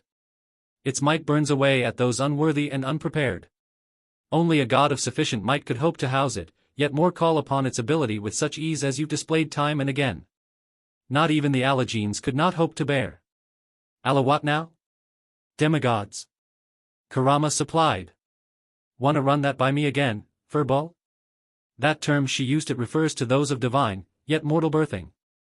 I dumb it down to demigods for you. Apologies. Maeve offered, not aware of the conversation Naruto already held. I suppose more common term is vision wielder. Mic drop. Hush, and how do you know what an ala what's it is? I've existed for 1,000 years and actually listen when wise men speak. Take a guess how'd I know? Right. As one of his closest friends, confidant, and fellow SHT talker, Naruto could forget that Kurama was old enough to be a grandfather many times over if he had been a human at least. Though the context here about the Alagene vision wielders gave him more of an impression of this world. In the people's eyes, those that wielded visions were already demigods, so of course, someone that could trump their demigods in scale would have to be the authentic article, a proper god. It all? Alagene? Lisa hummed. What a pretty term, the first I'm hearing of it though. Naruto deflated. Never mind, it still didn't make a lick of sense. You have to believe me, his grunt was full of defeat, yet he persisted. I'm no god. Perhaps not before, but the Gnosis has a way of changing matters. Maeve eyed him with no contempt or expectation, but with a gaze full of curiosity regarding him the way that a caring adult would spy on a child as they carry out their whims. In the way he'd watch over Klee or Razor or Paimon. Naruto missed when she tried to be more impossible to read. The more they talked, the more she showed herself and the more Naruto found himself wishing to be rid of her. Do tell me, what does godhood mean to you? This opportunity is quite hard to come by. Morix did not much enjoy it when her own machination came into play against her. Tartaglia was to be her wild card. A chaotic force that would put a challenge to the fledgling Anemo Archon. One that would call Naruto to action, not because she so explicitly willed it, but because battling and pursuing strong enemies was the only way child knew to live. This was why Maeve allowed for such a tagalong. Had she known that the new Archon already faced his own form of challenge, she would have left the Harbinger to continue his Tsaritsa's will in Liyue. Naruto was a peculiarity. An outlander, for what could he be except thus that held his own preconceived notions of what it meant to be God. And in the face of those beliefs, he vehemently, categorically refused to take on the title, even as the gnosis inside him called him more and more to uphold the new rank bequeathed to him by Barbatos' doing. She had no belief that Barbatos would take the gnosis up again. She and the former Anemo Archon were indeed close, birthed from the fact that he too was a reluctant Archon. In the 2,000 years that the installed Archon of Mondstadt had been called to serve, he spent just as much time traveling and in slumber as he had watching over the City of Freedom. No, rather, it had been more. Many of those years were spent in Liyue, for amongst the 7, she'd been the one most likely to suffer Barbatos' company. Makoto Beelzebub had also been swift friends to the Lord of Anemo, when she lived, rest her soul. But Ball the Shy Mouse had closed herself to all of them after the cataclysm. Had Morex and Barbatos not been in their own mourning for Beelzebub and more, perhaps they could have stopped her from her self-imposed isolation. All this to say, she was well aware that Barbatos would remain a former Archon lest Naruto proved to be truly incompatible with the duties within. Say as you would, but Venti a new name for him to take was someone that would not allow Mondstadt to fall to ruin, but as long as it thrived without his aid, he'd pass on the torch of protector to any taker, to Dvalin, to Andreas, to Vanessa and her knights, and now to Naruto. Rather, if Naruto would prove as valiant of a protector of those last pulled into the role was yet to be seen. But for now, she'd aid in stopping him from committing murder.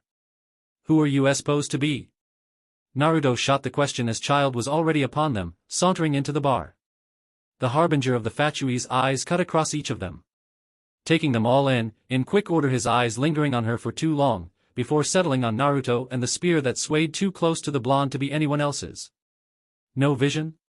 Tartaglia asked as the boy pulled his spear back into the ether, not taking kindly to how Child's eyes beheld it. I have no need for it.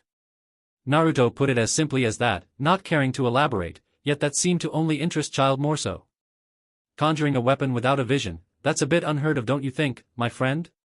I'm special, a regular ol' oddball. Got a problem with that? Nothing of the sort. Child laughed a hollow laugh. A dangerous laugh. The odd ones are the best after all. I'm considered to be the same in my homeland. Perhaps we could compare oddities? Naruto leaned away from the harbinger, whilst little Shenhe seemed to take affront to Child's yearning, grasping at Naruto's arm and casting at glare youngest harbinger.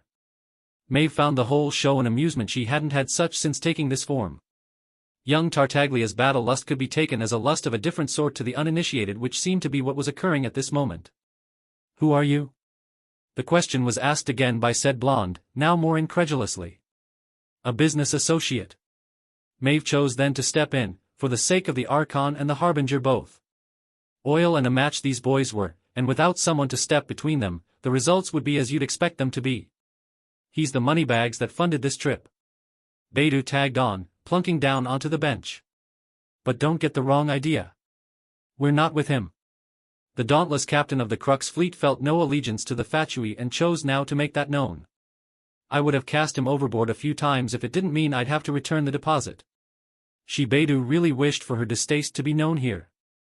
And here I thought we'd formed a bond, Captain. Childs was only hurt so much as to be theatrical about it. The Harbinger knew better than to think that anyone in this part of the world would accept his ilk. And you, his eyes returned to her for the first time since coming to bother their little group. I do believe this is the first we've met. Nonsense, I was certain that Zhongli made introductions between us before now. Child did not look to buy it but shrugged regardless of that. Maybe he did, that geezer rambles on for eons, so maybe you popped in once I stopped listening. Cheeky BRT. But if you're with him, then maybe you've seen him. I've not caught wind of him since the first leg of our travels. I'm afraid that he's fallen ill. The seas are not his friend, so he'd taken to the deeps of the Alcor to rest. Maybe I should visit him then. The Harbinger eyes warned of being on to something. Maeve had no fear of him actually figuring out what he thought he might know. Beidou would sooner have the man's head than allow him to take a free purchase of the Alcor's innards. Worse to worse, she really did have the body of Zhongli in wait in the Alcor's depths. Maeve, Zhongli, Rex Lapis. Maeve was not lying when she called herself a vessel for a god's gnosis. The deity that was Morex was an amorphous one, as all Archon were. The vessels that they took on were only for the convenience of interacting with mortals. All of them favored to impose their consciousness one vessel at a time as she, he, or it depending on the vessel's criteria, but managing 2 vessels was not beyond the might of Morix. They chose to become Mei for this venture, so as to have a fresh slate in her dealings with Naruto. But calling Zhongli to order to placate child's whims if only momentarily was within their wheelhouse of options. But for now, she would stay as Maeve, and as Maeve, she'd say, he'd welcome some osmanthus wine to bring on some comfort. Perhaps you'd fetch me a flask while you're at it. A delicacy to Liyue and Mondstadt, his eyes sparked. It would have been better to bring that along instead, no? She smiled. Are the funds of the Fatui too shallow to deal with such a matter? An appeal to pride was all it took to drag child away from further questioning. I'll see the barkeep about any imports that might have been made. And off he was, unknowingly slipping from the bounds of their sphere of privacy to speak with Dialek on a drink that Mondstadt proper did not hold. She'd know. She spent the night prior trying for a proprietor who'd grant a cask to them so as to keep her own reserve stashed. It had cost child a pretty penny and a trip to the deep cellars of Dawn Winery to find it if Dialek would wish to part with them at all. Associating with the Fatui. Lisa let her voice be heard. I thought better of the Adepti. Rex Lapis does not offer mora freely, even to his own underlings. A truth, she saw currency as a means to endow value to contracts. That value would deflate if she tossed coin at her every whim or the whims of her Adepti. So the Fatui can find value in Liyue just as they do with the Order of Favonius. That jab was a needed one, lest the Electro which not notice the hypocrisy of condemning them for a shared ally. Is it wise to carry on this talk with him present? Shenhe's question was rhetoric. All discussion of archons and the obligations of God of a divinite oblige would end here for today. We can talk more of this later. An alcove to the coast? Naruto's offer was one that Maeve might humor another time, but for now, she gave it only the lightest of acknowledgments. For now let's see to drinks to edge off our earlier dealings. Here. Beidou was off to grab more booze, moving with gusto, shoving a bartering child to the side. You really are a sly one, you know. Naruto beheld her in a different way now, bright blue eyes intent upon her own. Cheeky boy. I truly mean no harm, my only longing is to carry out the will of my Lord Rex Lapis, to ensure the lands of a dear friend are in good hands. I don't claim this place as mine. He touched a hand to his chest, which pulsed with green light for a moment before stilling. Vendi's gonna take his place back even if I have to drag him kicking and screaming. His words aside, Naruto seemed calmer now. At peace perhaps, to know that it was not her longing to force his hand here and now. I'll show that tone-deaf bard what for. Tone-deaf bard? Maeve bit her lip to hide a smile. We'll take about that future and what aid I might offer in it, once properly free of the Fatui scion. Still on about that. Beidou returned to them, arms filled with bottles and mugs. Her constant visits to Dialek seemed to have worn at the pyro user enough for him to just offer the bar or a good portion of its inventory to the eye-patched woman. I've come here to drink and I'd have it we do that. She poured up 2 tall pints and offered one to Naruto. The latter leaned back, eyeing it evilly. What's this for? She grinned. Our drinking game, obviously. Lisa made a pleased noise and nudged him with an blow. Right. Forgot about that. Naruto turned to Maeve with a sigh. Still want to put up a wager? Maeve hummed. I'll leave that to my colleague. She rounded on Beidou. The already drunk brunette grinned with much glee and mischief. Shenhe felt all warm and fuzzy inside, and it was completely at the fault of the wine. You up. All the wine's fault. As the disciple to the adeptus that most exemplified wisdom and knowledge, liquors had always been a curiosity for which she'd ever been only granted limited interaction. Half a glass of osmanthus wine on exceptional occasions was the most she was allowed within Cloud Retainer's purview. Alcohol rotted the mind, dulled the senses, distorted the soul, and all that. But, oh boy, did it take the edge off. And Shenhe had a lot of edges that needed to be smoothed, to be soothed. The new additions, the hopefully temporary additions to her Naruto's entourage, were people whom she could not find peace with. With the Fatui, she dealt with them enough to have an unkind opinion. They trespassed on sacred grounds without care and had met her spear for such transgression. They were like bugs, the moment she squashed one group, another will have taken their place by the next day. Their constant annoyance had impressed her with the idea that their only use was as impromptu compost, feeding the earth where she buried them.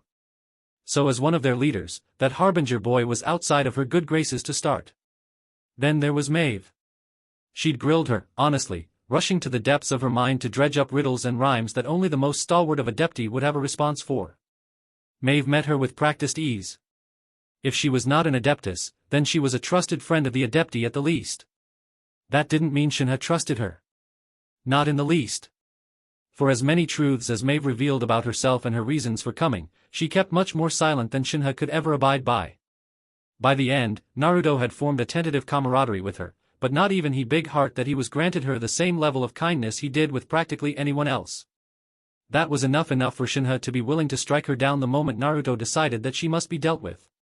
The adepti be damned. Rex Lapis be damned. And Beidou the worst of them all. A blowhard drunkard more focused on the bottle than any other matters at hand. Naruto seemed to actually like this one, so Shenhe hated her all the more. Even now the wretch eyed him with the foulest type of intent. Shenhe wanted her head for it, and she'd have it if Naruto wasn't so eager to stop her more murder-happy tendencies. She'd been invited to force to that woman's ship, to finish the night of drinking. It was a part of the wager, should Beidou have won, they'd leave the bar for the captain's cabin. The results of the duel, or more so how they came to them, were enough to make her blood boil and spear come to bear, but again, Naruto stopped her. He seemed intent to keep his promise of quelling her violence, and she didn't know how to feel about that. There were some people that just deserved death, weren't there? The whole of everything saw to it that she had polished off a bottle of sweet wine of valberry mixture on her own. After which, Naruto thought that she should walk it off, so she was accompanied by a shadow clone, a perfect doppelganger of her Naruto, as he saw the children home. For an imitation, the bunshin wasn't a pale one. She'd be confused as to who was whom, hadn't she not seen it appear in a puff of smoke. The walk did ease her. First, all the way out to Wolvendom to see Naruto's wolf child to his hut. Then to Lisa's apartment to see Naruto's fairy child to bed. Now only his fire child remained, and that saw them towards the innermost parts of Mondstadt. She hoped to find a seat soon. All the walking was starting to get to her, but more so she worried about what became of Naruto without her to safeguard him. Hey! She perked up as his voice called to her. She looked to see that his clone was staring at her, having stopped in his tracks. His fire child stared as well, hand in his, bouncing at her heels animatedly. What's it? She drawled in a manner that she did not enjoy. Snapping at her brain to kickstart and make right the words she uttered. How unseemly. You okay? He seemed properly concerned now, which concerned her in turn. Why? She'd meant to say some like, I'm fine, why are you asking, but some of her words failed her and others came out much too slow. Just that you've been quiet since we've left the bar is all. Naruto grasped her hand then, willing her forward as he and his fire child kept towards where they were going. Thinking. She gave up on proper sentences. Ah. A sage's nod came from him then. He remained quiet then for a block or more before speaking again. You shouldn't worry. Wah. I the boss, we were not to be trifled with. He waved a hand, flailing for words before finding them. A goddess, or that's what everyone called her. She tried to screw with us. She suffered for it. Sealed her right up into the moon, I tell you. He grinned at her, pleased with his blasphemous deed, and she was, in turn, happy for him. She ruled all and could make and unmake time-space on a whim. Archons, well, with them ruling only one land and needing aid at that, they're small by comparison. Ah. I see? Shenhe didn't really, her addled mind wasn't so good at connecting dots right now. What I mean to say, he pulled her in close, arm looping at her waist. She pressed herself into him, finding comfort in the hold. Is that I'll follow my own beat, not theirs. They won't make me do anything I don't want to. And I'll not go anywhere I don't want to, and even if I did leave Mondstadt, you're welcome to come. Her heart fluttered as it hadn't since she was a girl. I am? Yup, he beamed, heedless of her racing pulse as they stumbled along. You can stay by my side as long as you want to, anywhere I go, in any way you want to. She looked up at him. Anyway? Anyway. Naruto gave her a determined nod that had her head spinning, thoughts emerging that she'd not at all be adverse to. They arrived at the spot whilst she was stuck in thought. Albedo. Naruto's fire child rushed to the side of this Albedo, who was making his way free of a massive building, the supposed headquarters to the Knights of Favonius. The sight of him made her do a double take between him and Naruto. Just how many children did he have already? Did you have fun? The fourth child of Naruto asked. The fire child chirruped. Uncle and the aunties had a super secret talk. But I'm not supposed to tell you about it. And Paimon and Razor and I played goldfish while we waited. I see. Albedo nodded his head kindly to the fire child's ramblings. Uncle, now? He and Naruto meet eyes and the boy passed on a smile. I would say that'd make you my uncle as well? Not you too. Naruto's arms flung up.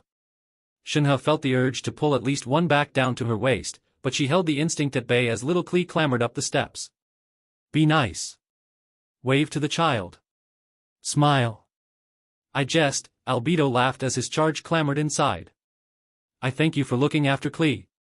She's less mischievous with people to hold her attention. No problem, the blonde barked a dry chuckle of his own, she's a joy to have. I'd wonder if you'll be saying that once she brings out the big bombs. A bead of sweat ran down his brow. She has bigger bombs. Only when her mother sends in special supplies, but you'd better be off. Albedo cast a glance over his shoulder then, as though expecting someone to materialize from the mists of the night. Jean did ask for us to alert her when the Lord Archon is next near. I think she wishes to give another meeting a try. For the love of... Naruto rolled his eyes at that and Shinha's heart stilled a little. This Jean? Was she another annoyance to be dealt with? She'd taste her spear. No, down Shenhe. Huh? She was starting to stop herself? Naruto's influence at work?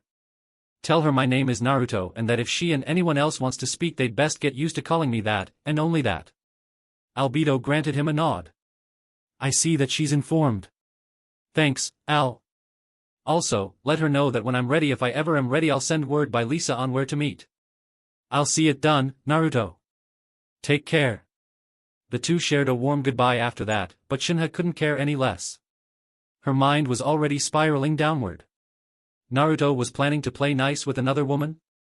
That wasn't good. What if she too fell for him? No, Naruto was unparalleled, there was no what if to it.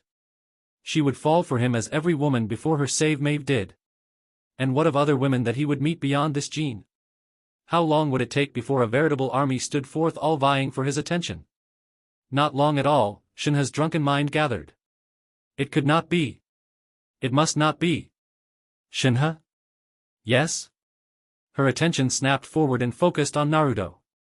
Let's go, he gave her a nudge. The others are waiting or probably not, he amended with a rueful look. Beidou will drink the king's share if we don't make for port now.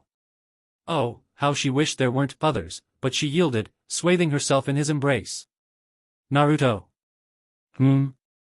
He slowed his pace to turn to her and she chose now, as it felt to be now or never.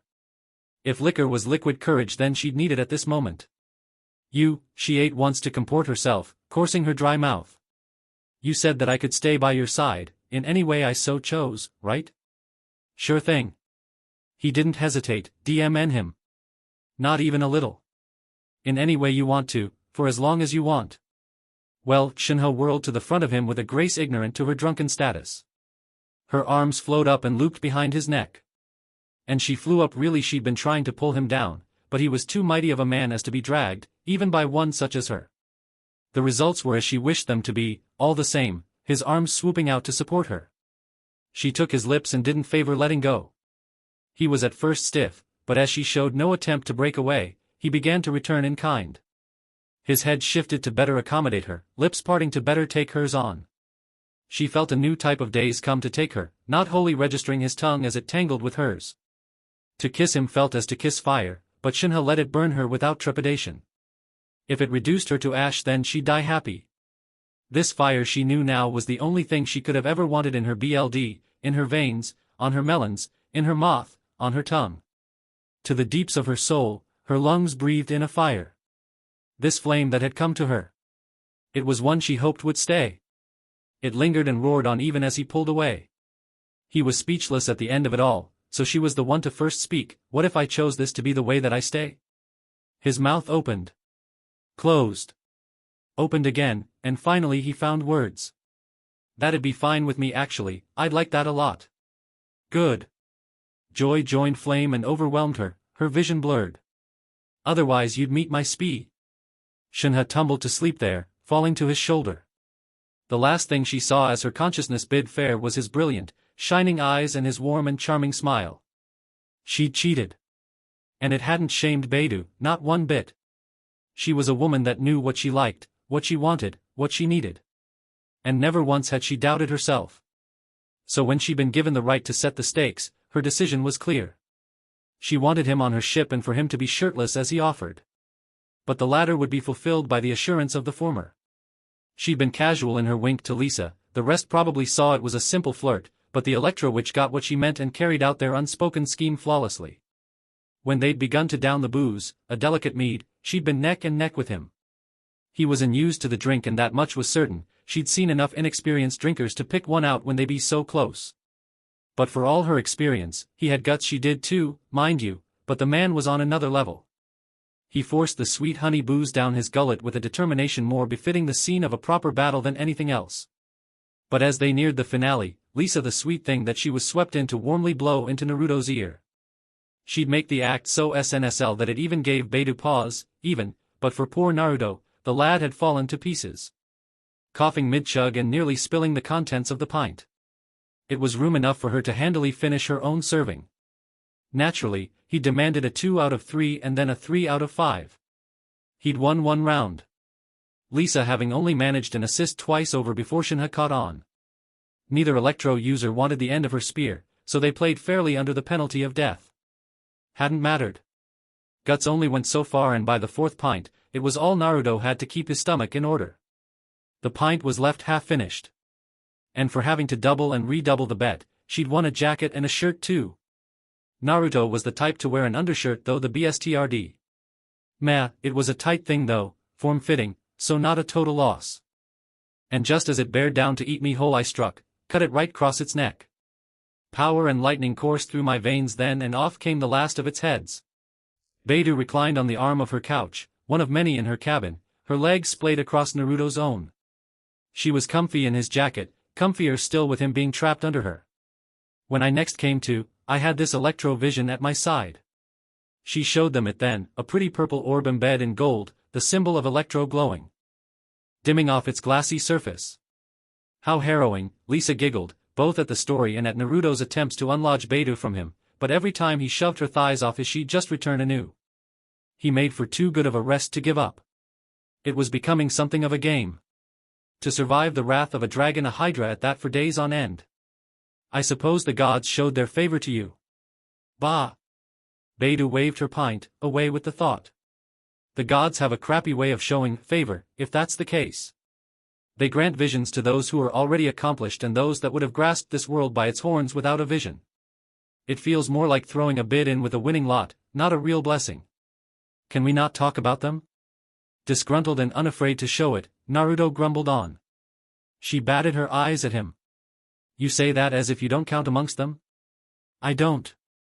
His reply came as a growl, anger burning in his eyes, and as the boat rocked more than a little bit, Beidou knew the cause to be the wind, just as she knew Naruto to be that wind. Yet for how obvious it was, for what Maeve had to say, for what everyone as it so seemed had to say, Naruto seemed to loathe the prospect, the core idea of it. Try as she might, Beidou couldn't peg why. For all that Naruto seemed to be, he held little darkness in him. It was there no one was pure, and Beidou'd be damned before she believed as much. But even compared to the noble types that she found herself so often in the company of Ningguang, Ganyu, Kazuha, Maeve, Naruto felt purer still. She had the knack for telling this sort of things, of shining a peering light into the darkness of the soul, had the eye for it ever since she'd gotten her vision, a perk of the electro element perhaps. Yet the annoyance, the hatred and the sorrow as well that emerged when mentions of anything divine came about, drew forth all of Naruto's blacker feelings. It was unfocused, widespread, never for the person who so uttered the phrase, but towards the general existence of gods and any speak of them. None of that mattered though, not for this moment. Beidou found her concern drift towards the Alcor, currently in danger of capsizing should she not get this damned Archon to calm himself. Hey! Before she could say do anything, Lisa drew Naruto's attention, cupping his cheeks flushed with anger and alcohol and dragging him forth. She captured his lips, pulling him deeply into her. It frazzled him, his arms flying up unsure of where to go, but in time moved to land on the peach of the Electro Witch. As they fell deeply into each other, the boat calmed. The sight was so hot. Beidou wished that to be her, taking up either spot would have been fine for her. But as soon as it started to steam, it ended, Lisa pulling away and Naruto following if only for a moment. "You need to calm down." She said so in a whisper, urging rather than demanding, gentle over stern. "I'm calm," he whispered back to her. She gave him a look that said many things, none of them being that she believed him. "That's not what I meant and you know it." He clicked his tongue and looked away. "What would you have me do? People keep saying dash. That you're a god? What of it? They're words. And I respond to them with words." Naruto bucked up. "You respond to them with aggression." Lisa spoke as simply and calmly as ever, eyes trailing over the contours of Naruto's enraged visage. "And what good does it do? Does it make you feel strong in control?" Oh, she was frigid there. Even Beidou felt cold. "Tell me, is this who you really are? Quick to anger and threats of violence if so that'd make you no better than the worst of them the G-dash. Don't say it." It came as a whisper, halting Lisa as hatred and rage and scowl melted away, leaving on a sorrowful frown marred to Naruto. "I've not had good experiences with them the gods dash." "Obvious." Beidou scoffed, taking in a glare from Lisa now. The librarian of Favonius probably thought her attempts as meaning to derail the conversation, but she only wanted to get her 2 cents past. "What I mean to say, is that it's clear that you have an issue with the whole god business." "Just that like why?" She could have used her words better there. "Pa." This is what she got for trying to help with emotional CRP. Smooth. If underwhelmed was a person, it'd be Naruto right now. "What I'm trying to say is that you're on a ship with 2 mature beauties that are giving you the time of day. If there's a time to talk, it's here, so talk." There. She worded that one a whole lot better, or so she thought. For Naruto, he just stared at her and to Lisa and back to her. Seeing as neither woman made to say more, he just reclined into the couch. His hands braced her knees, a long-staying gust of air blowing from him. "From the moment I was born, gods and people calling themselves gods, they've made a mess of my life." Beidou quirked a brow. Lisa egged him on. "And? My father gave up his soul to a god of death so that he could save our village from a threat too big to bear," he winced even as he said the words. "And not 12 years later that same god took the soul of my village's leader, one of the few people that gave a SHT about me at that time at least, well, DMN. Beidou could already see why contempt would form. Living sacrifices towards the gods were not something she'd ever get behind. If they'd be so omnipotent, then why did it cost a mortal life to show proof of that omnipotence? But he wasn't done. The next I heard anything of a god, it was after a mentor of mine Jiraiya was struck down by this god, all because he wanted me my life. A hollow look flitted through his eyes, and she didn't like what she saw there. Thankfully it lasted only a moment before he rallied. He destroyed my home to get my response, and once he had his way and I saw him thrashed, he became all apologetic. A small, hoarse laugh bubbled out of him, neither angry nor bitter. Just sad. He restored the lives of the people he killed, but not the old sage, and neither did he live long enough to help repair the destruction he caused my village. I forgive him for all he did, or I tried to, but I couldn't forget. SHT alright, this was getting a bit heavy for her liking. He was done, now right? Not by a long shot. And you'd think that'd be enough, yeah? Blue eyes met hers, flecked by green light. But even after all that, there was this pair of idiots that declared war on the whole DMN world in a mad attempt to become gods and lord over everyone. This hole just went deeper still, didn't it? The worst part is that they won, they got their way, but only long enough for them to end up possessed by an actual goddess. He leaned back and gazed at the ceiling, idly tracing a circle on her thigh, didn't even realize he was doing to her. And with her awakening, it was revealed that all of it, all the wars and conflict and BS that my world had dealt with for centuries, was all made through her and her underling keeping up conflict. All of it, a part of her plan to break free of confinement and take the world for herself. That is quite a bit, Lisa said, despair and worry in her gaze. Is that how you ended up here? Nah, he waved a hand, assuaging her. The BS that got me here happened just after we stopped her, and all that's for another time, but my point is that gods have never meant me any good. His hand continued its wayward path, drawing a shiver from her. And if there be a god out there, one that'd call themselves benevolent, I'd curse them more than the evil ones I've dealt with. Why would anyone anything that call itself good allow such malicious gods to roam the world? Right, then. Time to Chan. I would have thought you'd take a liking to Barbados, then? What's that supposed to mean? Naruto gave Lisa a look of confusion, for the first time since they'd met Beidou found herself believing him to be from another place and time. Who in Teyvat didn't know the tale of Barbados? Not he, apparently. Lisa was all too happy to give it. Barbados was not the first god to rule over Mondstadt, that dishonor belongs to Decarabian, the god of storms. He thought himself much beloved by the people of that age, giving them eternal peace, but that peace was achieved by entrapping the people in a barrier of storms, too thick and fierce for man or god to bypass. He forced the people to be content with the small paradise allowed to them, unable to see the world beyond the storms, unable to take in nature for themselves. Decarabian was a foul one, Beidou would be the first to say such. She hoped to never see a day where he made a return. It was said that even the sight of birds were foreign to the people. Unable to bear this, some stood up in revolt, aided by the smallest of wind spirits, who chose to stand beside mortals despite Decarabian's terrible might.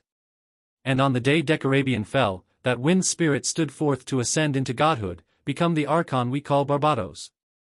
It was all a tale that spread on winds to every corner of Teyvat. Barbados' ode to freedom drew many a man's admiration, especially of sailors, who relied on his winds to uphold their own freedom.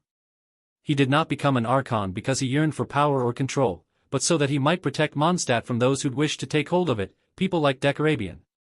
Yet, he does so from afar, giving the people free rein to live their own lives. That's the reason why people are so sure of you being Barbados. Sweeping in just as Storm Terror was about to claim so many lives and refusing the praise for your deed, she thumped his leg with a fist. That's exactly what Barbados would do. Don't you see? Naruto looked away. I never knew. Lisa tilted her head. Had you ever bothered to ask? He winced. I know maybe I should be asking more questions. Maybe you should. That's swell and all. Beidou saw no harm in the Barbados worship. It should be expected of someone born to Mondstadt, but her view was just a bit too rose-tinted for her liking. But what's freedom when demanded of you by a god? And what do you mean by that? Oh, that edge on Lisa's voice was as ceasy as it was threatening. She should word herself better or try to at all. Gods are flawed, I'd say. Now it was her turn to favor the ceiling with a long, lasting look. I'm not a devote or follower to any of them, so a god with a light hand is the only type I'd care to live under. But them vanishing off until they decide they're needed, that's just cruel. How long did the people of Mondstadt go enslaved before Barbados chose to step in, all because it was people, themselves, doing the slaving instead of a god? His aid is too shallow and you've got to admit that. For all the CRP I could put to Rex Lapis' Adepti's feet, at least they're there. When nature nearly ended life in Liyue, they helped us. When famine would have taken us, they feed us. And when other gods tried to see Liyue sunk, they stopped them for us. They're a dubious group, those gods, and I frankly don't think they're much needed in every matter, but they are needed. A god whose own people can't recognize him feels more like he doesn't care at all, if anything. Then I think we'll just have to agree to disagree. Fine by me, Beidou shrugged, not one to force her opinion on other people. If anything, she'd call Lisa's admiration for a god that didn't do too much of anything a good boon. It meant that she wouldn't be finding herself associated with another woman that constantly told her to get back to work. But, on Naruto, and what about you, lover boy? What's your take? Naruto paused. Considered. Sighed. I think that I'm too drunk for this. Here. Beidou cheered with a bottle of wine in hand. Huh, where'd that come from? Even she was left to wonder from where the booze materialized at times. She'd not complain though. Let's get back to the partying. She slipped her legs free of Naruto's, only for the sake of taking his waist, instead straddling his bottoms and stirring up a fluster from him. Her actions had the unfortunate mishap of shoving Lisa away from Naruto's side, but the woman would live. Beidou suffered such deep conversation about gods and the morality of their existence, so this much was owed to her. Oi! Get off! He shoved, but her grip remained firm. Don't worry, I'm clean. As much was true, she was no maiden of purity, and she'd not been much past her teens before having a taste of the flesh, so to say. But she didn't much sleep around. She knew what she wanted, sure, but that also meant that she didn't settle for just anyone. If anything, Naruto should be honored to be offered a place in her sheets. Wasn't every day she did something like this. That's not the problem. Oh, then what would that it be then, Rhea, a cherry boy? She leered, pressing her forehead to his. Saving yourself for someone special, maybe? That riled him up, just the way she liked them. It ain't that. Then prove it. She ducked down with a grin, nearing up on him, deciding that it was her time to see how an archon tasted. But as she pinned him down, he inexplicably gave way. Smoke and air blew past her, leaving her with only Lisa's company. She looked around, but Naruto was nowhere in sight. The hell? Lisa giggled, finding enjoyment in her misery as it seemed. It does seem that we've been duped. Why'd she get the feeling that the only one to be duped was her? Hell? They all heard Beidu's miserable cry from outside, sitting high up on the deck. It does seem that you've been found out. Maeve hummed as she sipped at her drink. Serves her, right. Both of them, really. Imagine trying to cheat a ninja. Naruto returned, having seen the kids and Shenhe to bed. On a whim he decided to see to the company of Maeve and Child. Beidu and Lisa were likely to try things, in their drunken states. So his two least favorite comrades actually proved a good distraction. It's not as difficult as you'd think, my friend, and check. Child declared as he moved his piece towards taking Maeve's queen, or maybe that was the king. He could only pick up so much from watching them play, particularly seeing as his mind was so unfocused by the mead and other matter. You speaking from experience? Naruto looked to the harbinger while Maeve busied herself with studying the board. Well, the Fatui do have many business ventures, some of which see me to lands where the shadows have eyes, as you'd put it. Don't assume that I'd put anything anywhere. Naruto frowned, taking in the game anew. There. He pointed to a piece of Maeve's and trailed his finger along a path. Ah. Maeve nodded, quickly taking the piece and sending it on its merry way to victory. Checkmate. That's against the rules. Child's fuming about outside interference met a shrug from him. I don't follow rules, he wagged a finger. Ninja, remember? I don't want to play anymore. A shame, but I suppose that means you can return to your osmanthus quest. Maeve gave Child an expectant stare. Naruto was not under the illusion that she cared much about the wine. A faint waft of fermented osmantha somewhere on the premises, finding his nose too acute for a normal man's nose, but a man who normal, he felt that enough to be true. I'm going. Child made to dismount the ship. Once he was back to land, Maeve turned upon him as well. And shouldn't you be off to attend to your ladies? It wouldn't do for little Beidu to tear her own ship apart to find you. You talk like an old man, you know? So I'm told, but that brings to question, why spend time with this old man-like woman when young, wanting one so longing your attention more? Naruto regarded her for a time, saying nothing much at all, just staring at her. She stared back, her eyes, they were like an abyss. Just try and figure you out. She laughed. Older and wiser have tried. He wouldn't admit defeat that easily. And did they succeed? I'll tell you when you're older and wiser. She gave him a smile and it made him feel like a child. She had that air about her. An old man's disposition, even if she had the assets to say otherwise. Well, I'm off, if you won't budge. He sighed, knowing full well that pissing off lightning users long enough would only lead to a fried rear. And they're not, my ladies. He shot back even as he made his way down. You keep saying that, geez. Perhaps the god of denial will become your moniker? Leave it to her to get the parting shot. As if, his murmuring was for himself, but Maeve was likely to have heard. But, gods, huh? The memories of his clone bounced around in his mind. Lisa and Beidu each held their own opinions about the gods. As did Rosaria and Dialek and Shenhe, Maeve, Jean, Kia, Paimon, maybe even little Klee had something to say. He hadn't bothered to ask those he met about the gods, too wrapped up with convincing all that he was definitely not one. When Beidu asked him his clone about such thoughts at the end there, he really didn't have one. He hadn't bothered to form any. Caught up with his own opinions about who gods were, he didn't bother to wonder what they might mean for other people. But he guessed no, he supposed gods might be just as varied as humans were, that they could be capable of good, but he wouldn't know that for sure until he started to ask and see for himself.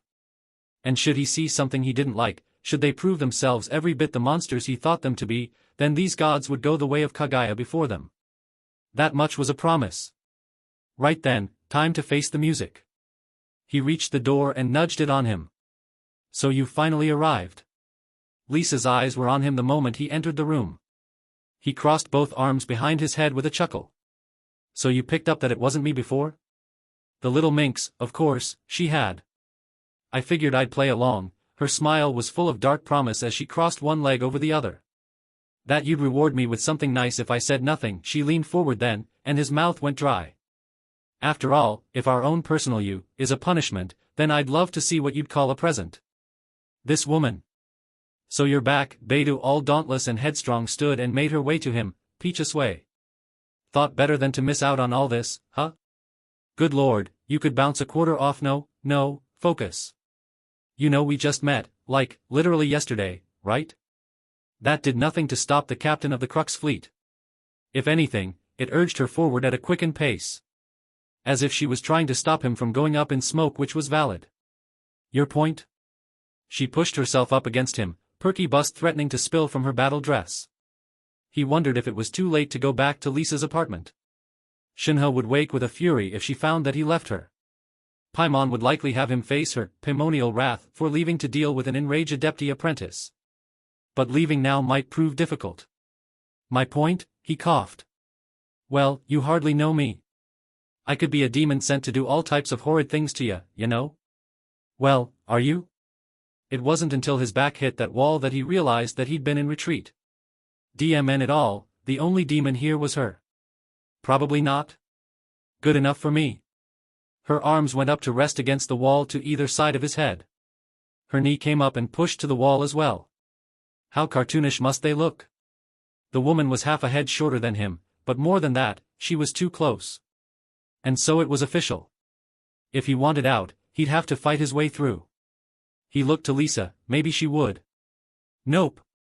The sly sorcerer swirled a glass of some wine or another in hand, watching them with a yearning excitement in those emerald eyes. What was she some type of VYR? Last chance. Beidou's lips brushed his ear, sending a shiver shooting down his spine. Come on. Don't you want to live a little? This close he could smell her, the faint scent of the sea whisked away with whiskey. It was intoxicating. Relax, her lips ghosted across his neck. For once in your life, just let go. Screw it. His body exploded into motion, in the same instant his hands betrayed him. He took her by the peach, grabbing a fistful of her and all but and snatching her up, maybe because he wanted her so bad or maybe just to see if she was up to the task. Probably the booze talking. Really did wonders for his inhibitions. Beidou didn't prove herself wanting, hands lacing into his hair as their lips met, one leg twining against his to keep him from running away. Not that he would now. It was an experience to say the least. With Shenhe, kissing her, it felt like a union, both of them guiding each other to greater heights of pleasure. With Lisa, he'd been in a daze, so he'd given her the lead, allowing her to take him where she chose. But for Beidou, it was much more of a battle. He liked it. Their weapons were their tongues and neither felt content with yielding. His hands groped freely and so did hers. He heard his shirt tear and retaliated in kind, ripping at the black fabric just above her melons, exposing her full bosom to the night air. Even though he held her, she threw her weight around freely, mostly at him, leading them to twisting and turning, just so he would not tumble to the floor. A gust of wind swept up to keep him footed more than once, but eventually, they found themselves tumbling to one of the couches. He pinned her there, to which legs locked him in place, fingers still gripping his hair, urging him to keep on, and so he did. For a moment, Naruto almost hesitated. Almost. Should they stop to catch a breath? What's wrong? Beidou cooed at him. Don't tell him you're chickening out. Ah. Her words peaked into a gasp as he dipped down and kissed her bare melons. Drunk or no, he wasn't about to put up with her teasing. No, this was much more preferable. He felt her hands fumble at his bottoms, heard his belt buckle undone. He kicked them aside with a grunt as Beidou lifted her skirt. And then Lisa's arms draped over him. Now, her breath brushed his ear, don't forget about me. The rest of their night soon descended into wild, vicious, maddening carnal bliss. He heard them in his dreams. A piercing crash. Elements clashing. The panicked screams of people calling out to his gnosis, to him. And there, standing above the chaos they stood. 5 figures, swathed in shadow, yet bathed in light. It was an odd contrast, it took him a moment to realize who they were. What they were. One stood tall and proud, shrouded by lightning, her eyes a deep violet. The second was small, so tiny as to be a child. She regarded him with open curiosity. The third he could barely see. The fourth turned their back entirely, ignoring him. He knew them all, despite never having met them. Archons. One by one, he watched them die. Pryo sang a song of all-consuming madness and fell into their own flames. Hydro drowned in the deep. Electro mourned and crumbled into grief. Dendro wilted away with loneliness. They vanished even as he reached for them, until finally, the scene shifted. Kurama? Oi! His voice rang out into the void. Kurama? You there? Answer me. All around him the darkness dissolved, in its place a palace of cold ice and stone was born. He pivoted and found a young woman slumped in a frozen throne. Her face was shrouded in shadow, her eyes like ice. She looked up. The shadows fell away, revealing a timeless beauty he had no hope of describing, so he didn't even try.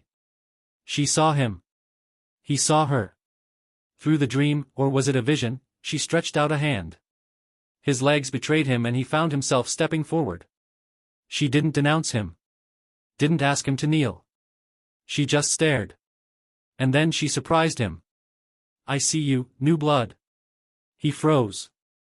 Our long-awaited meeting has come at last. Her voice could summon a blizzard, though her smile thawed it. Still, to think you would intrude upon my very dreams. How bold of you. Pale fingers drummed against her throne. So new to the power, only a few days with your gnosis, and already dream-walking. She laid a hand upon her chin, hummed, and tilted her head to regard him further. Curious. Is this why old Morix took an interest in you? No matter. Just as you see my dreams, I see yours. The path goes both ways. Do you wish to wake? He managed an exasperated nod. I think that'd be best. I don't belong here. He cast a glance around to the silent soldiers. Wherever here is. Here? Full lips quirked in a smile. You are in Snezhnaya, Outlander. Welcome to the palace of the Tsaritsa. She raised a hand and his surroundings cleared completely. To my domain. A frown creased his face. You're acting like I should know you. You will, in due time. In a single fluid motion, she stood and laid a pale hand against his face. As we both despise that blasted BSTRD Barbados, I shall let you off with a warning. There will not be a second time. Do not touch my dreams without permission again. Archons may have the ability, but that does not grant us the right. Who are you? Her smile seemed sad, somehow. You already know my name. Something tickled the back of his brain. He felt himself start to wake. Wait. I shall not, dear boy. Go bother the other Archons if you're that curious. Now, then. Cold lips brushed his forehead. Awaken. Reality snapped back with a start. Gah. It wasn't a gradual awakening by any means. One moment Naruto was glaring at the Tsaritsa, in the next, the gnosis in his chest screamed with green light, forcing him back to wakefulness. Dragged from his dreams, he gradually became aware of his surroundings, if only in part. The pounding headache, hangover, did little to help. Ugh. Felt like Kurama was trying to claw his way out his head. I am not, thank you very much. And don't think so loud. I've got a headache, too. Right. Beidu's ship. We were drinking, weren't we? He could recall that, at least. Think we had too much. At least the bed was comfy. He'd pegged Beidu as the sort to have a water bed. Kurama perked up in his head. Oh. That's interesting. Whiskered cheeks dimpled in a frown. What is? See for yourself. Naruto tried to move. Failed, because there was something gripping his left arm. A tremor of confusion shook his body. A faint sigh chased it. Said sigh didn't belong to him. Baffled, he rolled over to see what it might be. Who, actually? He found Lisa nestled into his side, hair tousled in sleep, not a stitch of clothing to her name. Thin sheets concealed her peach from him but left everything else painfully, wonderfully bare. His eyes traveled down. Snapped back up to her sleeping face once more. Realization broke like the dawn and it was a powerful one indeed. He garbled oh so eloquently. Faint breath tickled his right ear in a mm. Oh, gods. There was someone else there, wasn't there? Please don't be Maeve, please don't be Maeve, please don't be Marv. For the love of the log. He rolled in the opposite direction and opened his eyes safe. Not Maeve. It was Beidou. Wait, Beidou? The captain of the crux clung to his right arm, burying it between her bare melons. As he looked on, she muttered something in her sleep and snuggled closer. Her head tucked into the crook of his neck. Chestnut hair tickled his nose. She mumbled something else and sounded an awful lot like the word mine. Ah. For all her crass language, she really was kinda adorable when she was asleep. Not that he'd ever say it to her face. As entertaining as that might be, he didn't feel like fending off a feisty pirate. And speaking of feisty, yup. Not surprised. He looked down, unsurprised to find himself in a similar state of undress. So that hadn't been a dream after all. Memories rushed back, and for a moment, all thought was subsumed. Beidou holding him from behind as a half-dressed Lisa planted herself in his lap. Peach grinding against his. Warm lips nibbling against his ear as she ran her nails down his back. Heat seared through his cheeks in scarlet, but he didn't cry out. There was no panic, no thrashing, nothing beyond that faint flush. Why would there be? They were all of them consenting adults. Sure, copious amounts of booze were involved, but he'd been more than aware enough to say no. To remember almost every moment. Really, there was need to move at all, really, except he had to take a leak. With a painstaking effort, Naruto raised his arms. His fingers crossed in a familiar seal. Maeve was waiting for him on deck. Naruto sensed the negotiator long before he saw her, if only because her gnosis was impossible to miss. It burned in the back of his mind, a blazing brand he couldn't ignore. How he'd been blind to it before, he'd never know. That she was allowing him to see it now, to sense her, implied at least some semblance of trust. Sure enough, he found her perched near the bow on the railing, drinking languidly from a slender glass and bottle of osmanthus wine. Wait. How did he know that? He touched a hand to his chest and grimaced. Blasted bloody gnosis messing with him again. Still, he didn't much feel like dealing with her right now. She wasn't an enemy. He could accept that much now. Even so, he had no longing to get caught up in her schemes this early in the morning. Knowing her, she'd drag him into something else. If he could just slip past, grab a bit of grub from the galley and sneak back. He made it all of 9 steps before a board creaked treacherously underfoot. Crap baskets. Maeve hummed from her perch, oozing silent satisfaction. Sleep well? Naruto turned to face her. His shoulders slumped when he saw her expression. Not one DMN word. The gnosis holder didn't grin. She was far too professional for that. She simply smiled and continued to enjoy her wine. Come now, it's nothing to be ashamed of. Golden eyes crinkled in thinly veiled mirth when he sputtered. Affairs such as these were quite common in my day. Still, the 3 of you were quite loud. I take it you had a rather memorable experience? She smiled into her cup as heat speared up the back of his neck. It is good of you to seek solace in these trying times. You will need it, going forward. What trying times? Her silence was the answer. Naruto pinched the bridge of his nose. You're not gonna tell me, are you? You're learning. This time she wasn't quite able to hide her smile in her glass. If I told you everything that was to come, you'd never learn. Ah, but I'm being rude. She looked past him, toward the dock. It would seem I'm not the only one who wishes to speak with you this morning. Naruto craned his head to the left, following her gaze. His senses opened up. Just a well they did, because she was on him a second later. Paimonial wrath. He grunted as a heavy tome crashed down into his head and turned a weather blue eye upward. Morning, Paimon. Did you sleep well? The little fairy hovered above him, borrowed tome in hand. She didn't look much pleased. Why'd you leave Paimon alone with Shenhe? She's all grumpy and huzzy and hey. Stop messing with Paimon's hair. Hey, she windmilled her arms to no avail when he dragged her into his chest and did just that, tousling her white tresses. Paimon is not a pet. Ah, he nuzzled her, I missed you, too. Paimon will get you for this. Shenhe traipsed up the ramp at speed, distracting him and denying further teasing. It gave Paimon the chance to escape and hide behind Maeve. He let her go. Blue eyes sought Shenhe out instead, narrowing now as she wobbled a little on deck. She was sulking. Wasn't hard to see, she'd always been easy to read, now more so than ever without her red ropes. He could guess why. She stalked right up to him, staggered really, and stopped a hair's breadth away. He grinned down at her. Something wrong? She scowled. You smell like them.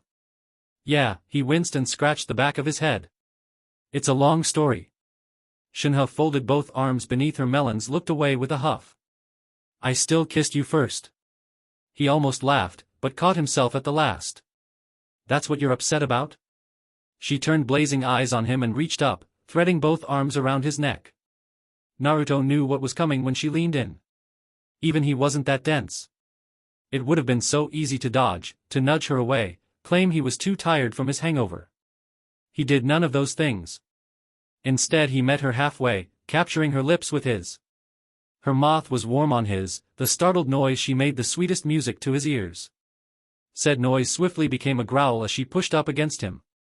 Firm hands locked around him and pushed him back. His shoulders collided with the mast.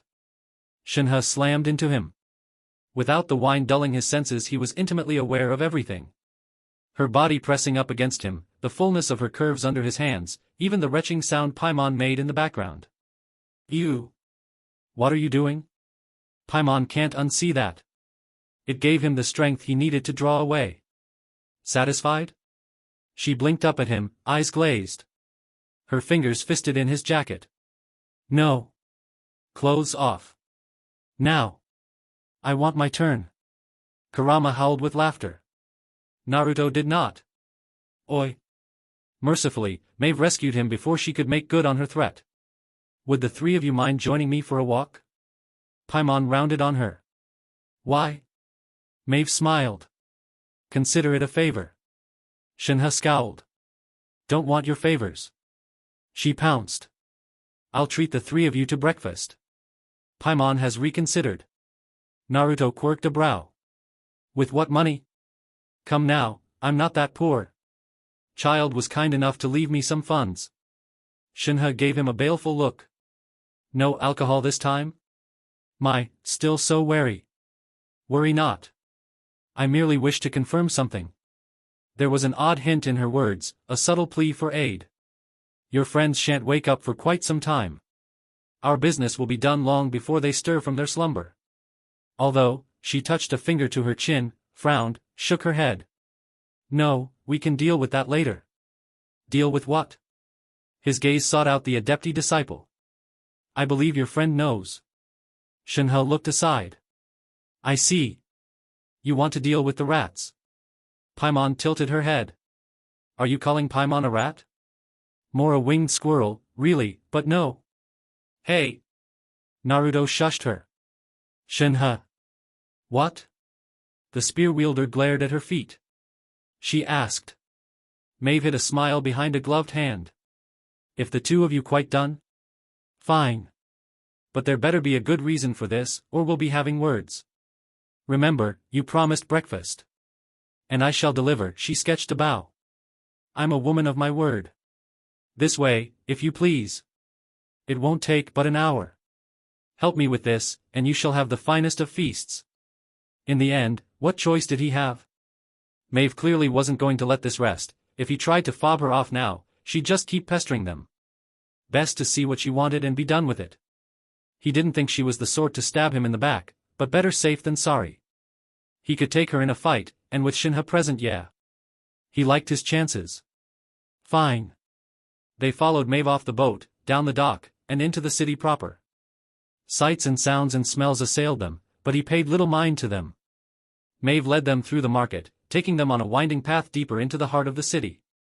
He snagged an apple from a passing cart for Paimon, after flinging a bit of Mora their way, and soon enough, the little fairy was mollified. Shenhe wasn't. He could feel her bristling beside him, expecting an ambush at any moment. Well, she wasn't wrong. He sensed someone nearby. Several someones, at that. Maeve led them into an abandoned alley, paused in the middle, then nodded once as though affirming something. Yes, this place will do nicely. You may reveal yourself now, miss. Silence reigned supreme. Her eyes hardened when no response was forthcoming. Nothing to say? I see. Shall I drop a meteor on Mondstadt, then? Will that drive you out? Naruto knew the threat for an empty one, there was no killing intent behind it, but their observer clearly didn't. He felt a spike of anger lance through his temples as something or someone reacted poorly to her threat. A sigh trickled through his lips. A blind man could see what was coming. I can't take you anywhere. The temperature plummeted in the next instant. A lance of ice whistled past and struck the mouth of the alley, freezing it shut and denying them their exit. Another whistled their way. Paimon ducked behind him with yelp. Shenhe kicked up her lance with one heel, swatting it aside into a nearby building. It struck a wall and coalesced there, tendrils of thorny frost crept across the brickwork. No one was inside, but the gesture spoke for itself. Their assailant clearly possessed a cryo-vision of sorts, and she wasn't above firing off more of those spears. Maeve tooted. Some things never change, no matter the era. Naruto wasn't surprised to see the nun from before emerge from the fog, he'd already known she was watching them. And surprise surprise, she barred their path. Answer my questions and I'll let you go. He held back a sigh. What would that be? Are you a threat to Mondstadt? That was it? Easy. Nope. Prove it. He shrugged. I can't. You'll have to. Take my word for it. In his sixth sense, her emotions darkened, like a blackened cloud. He really was right about you, she hung her head. I need more than words. A spear appeared in her palm, dark and twisted. You say one thing and do another. You command incredible power, yet you use it without regard for others and for what. Without warning she raised her gaze, and something bleak flashed through her pale visage. You're just the same as them, aren't you? Naruto squinted. Them? Maeve pursed her lips. Something's not quite right here. She wasn't wrong about that. Shenhe bridled at his side. Naruto waved her down. Something ancient stirred in him, responding to the nun's threat. Dear girl, he stepped forward, almost felt like something were speaking through him, with him. If by some chance I were a threat, you wouldn't be able to stop us. Now, move. I'm not in the mood for this. I don't have to prove anything to you. Rosaria sighed. Pray, not for the gods, nor the betterment of others.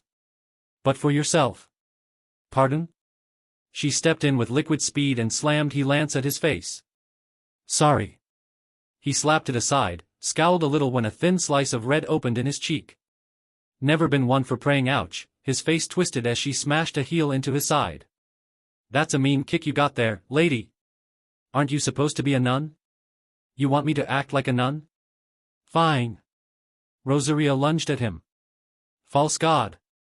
Die for your sacrilege. He danced back, fending her off with one hand. Never mind. Don't act like a nun. Shenhe stepped in behind her, frost trailing from her eyes. Her halberd screamed down, catching the maddened Rosaria in the ribs. The nun rocketed backward. What's gotten into her? She's not alone, Maeve tooted. You may come out now, child. A beat of silence passed, broken only by the nun's own labored breathing. And then... oh! A long, drawling sigh pierced the air, then a familiar figure sauntered around the corner, rubbing the back of his head with a chagrined expression. You got me. He stepped over Rosaria's trembling form, wholly at his ease. What gave me away? Maeve tapped her forehead. You have an exceptional lust for battle. Heh. A self-aimed shrug was his reward. Guess there's no hiding that, is there? He looked down at Rosaria. Wow. They really cleaned your clock, didn't they? Need a hand? Shenhe tooted once. Working with a harbinger? For shame. The nun bristled. I am not working with him. Rosaria righted herself with a grimace. Our interests happen to align. That's all. You're a danger to Mondstadt. The sooner I see you out of the city, the better. Their eyes fell upon him. Naruto blew out a sigh, fought down a scowl, and plastered a smile he didn't feel to his face. Right, you're that guy from last night. What do you want? So cold. Child feigned a shiver. And here I thought we could be friends. His brow furrowed. I'll be friendly once you tell me what you're after. Straight to business, then? All right, the man cracked his knuckles. I can respect that. Hand it over, hand rose, beckoning. That thing in your chest. Your gnosis. He quirked an eyebrow. Why? Afraid that's a bit of a state secret, friend. Cough it up right now, or we'll have ourselves a fight. Please put up a fight, he almost begged the last bit. I'm itching for a good brawl. It's no fun when they don't fight back, you know? Hey! That's my line. His eyes drifted to the hydrovison he wore. Could he duplicate the feat he performed with Shenhe? The blue bauble brightened a little under his gaze. It twitched toward him. His hand snapped up. The vision didn't budge. Well, well. Child's grin grew. You're the real deal, aren't you? But you won't find it so easy to take my vision. I have the Tsaritsa's protection. The woman from his dream? No, don't think about that right now. Even though your vision's clearly a water one? Even so. Fine. He was feeling nice and loose after Lisa and Beidou knuckled all that angst out of him. A brawl was just what the doctor ordered. He shucked his jacket. Paimon caught it a yelp and flitted backward behind Maeve, the latter looking on with a chagrined expression. Pity she can't protect you from this. Clenched knuckles snapped forward at speed. Child crashed backward, tumbling head over heels. His fist caught then tore through a building, steadying himself. He crooked a hand their way with a saccharine smile, making a come-hither motion with his fingers. Water daggers swarmed to his hands. No, a bow now. Could he swch freely between the two? Shenhe stalked past him. The nun is mine. All yours. Child was on him an instant later. Yes, that smile was still friendly, but now it had an edge to it. That's more like it. Naruto grabbed his spear, using it to slap away the offensive attack, pushed Paimon out of harm's way, then stopped the second sword with his elbow. All in an instant. The impact rattled his arm and had him gritting his teeth. He held firm, scowling even as it bit into his arm. Still clutching the spear in his offhand, he put both together, fingers forming the perfect position to summon a shadow clone. A faint flicker of surprise was all he saw in Child's face before said clone swung. Did he relish the crack of bone that followed? Maybe. Just a little. His attacker stumbled back, clutching their ribs. So you've got some skill after all. His spear swept in, smacking him upside the head. He staggered and tried to come about. Too slow. Clenched knuckles barreled up, trailing motes of green light. Child managed to cross both arms before his face, for all the good that did him. He rocked backward, pivoted, returned the favor. Naruto's head snapped back in a shower of BSTRD was faster than he'd expected. His eyes sparked green. Good hit. Then he struck back. Child slashed upward with a laugh. Their world erupted into a torrent of blinding light. So alright folks, that's all for today. Stay tuned for part 3. Do subscribe, like and share for more such videos. Also check out the story and author NeonZangetsu on FANFICTIONnet. Press the bell icon to be notified first on release. See you in the next video. Till then, goodbye.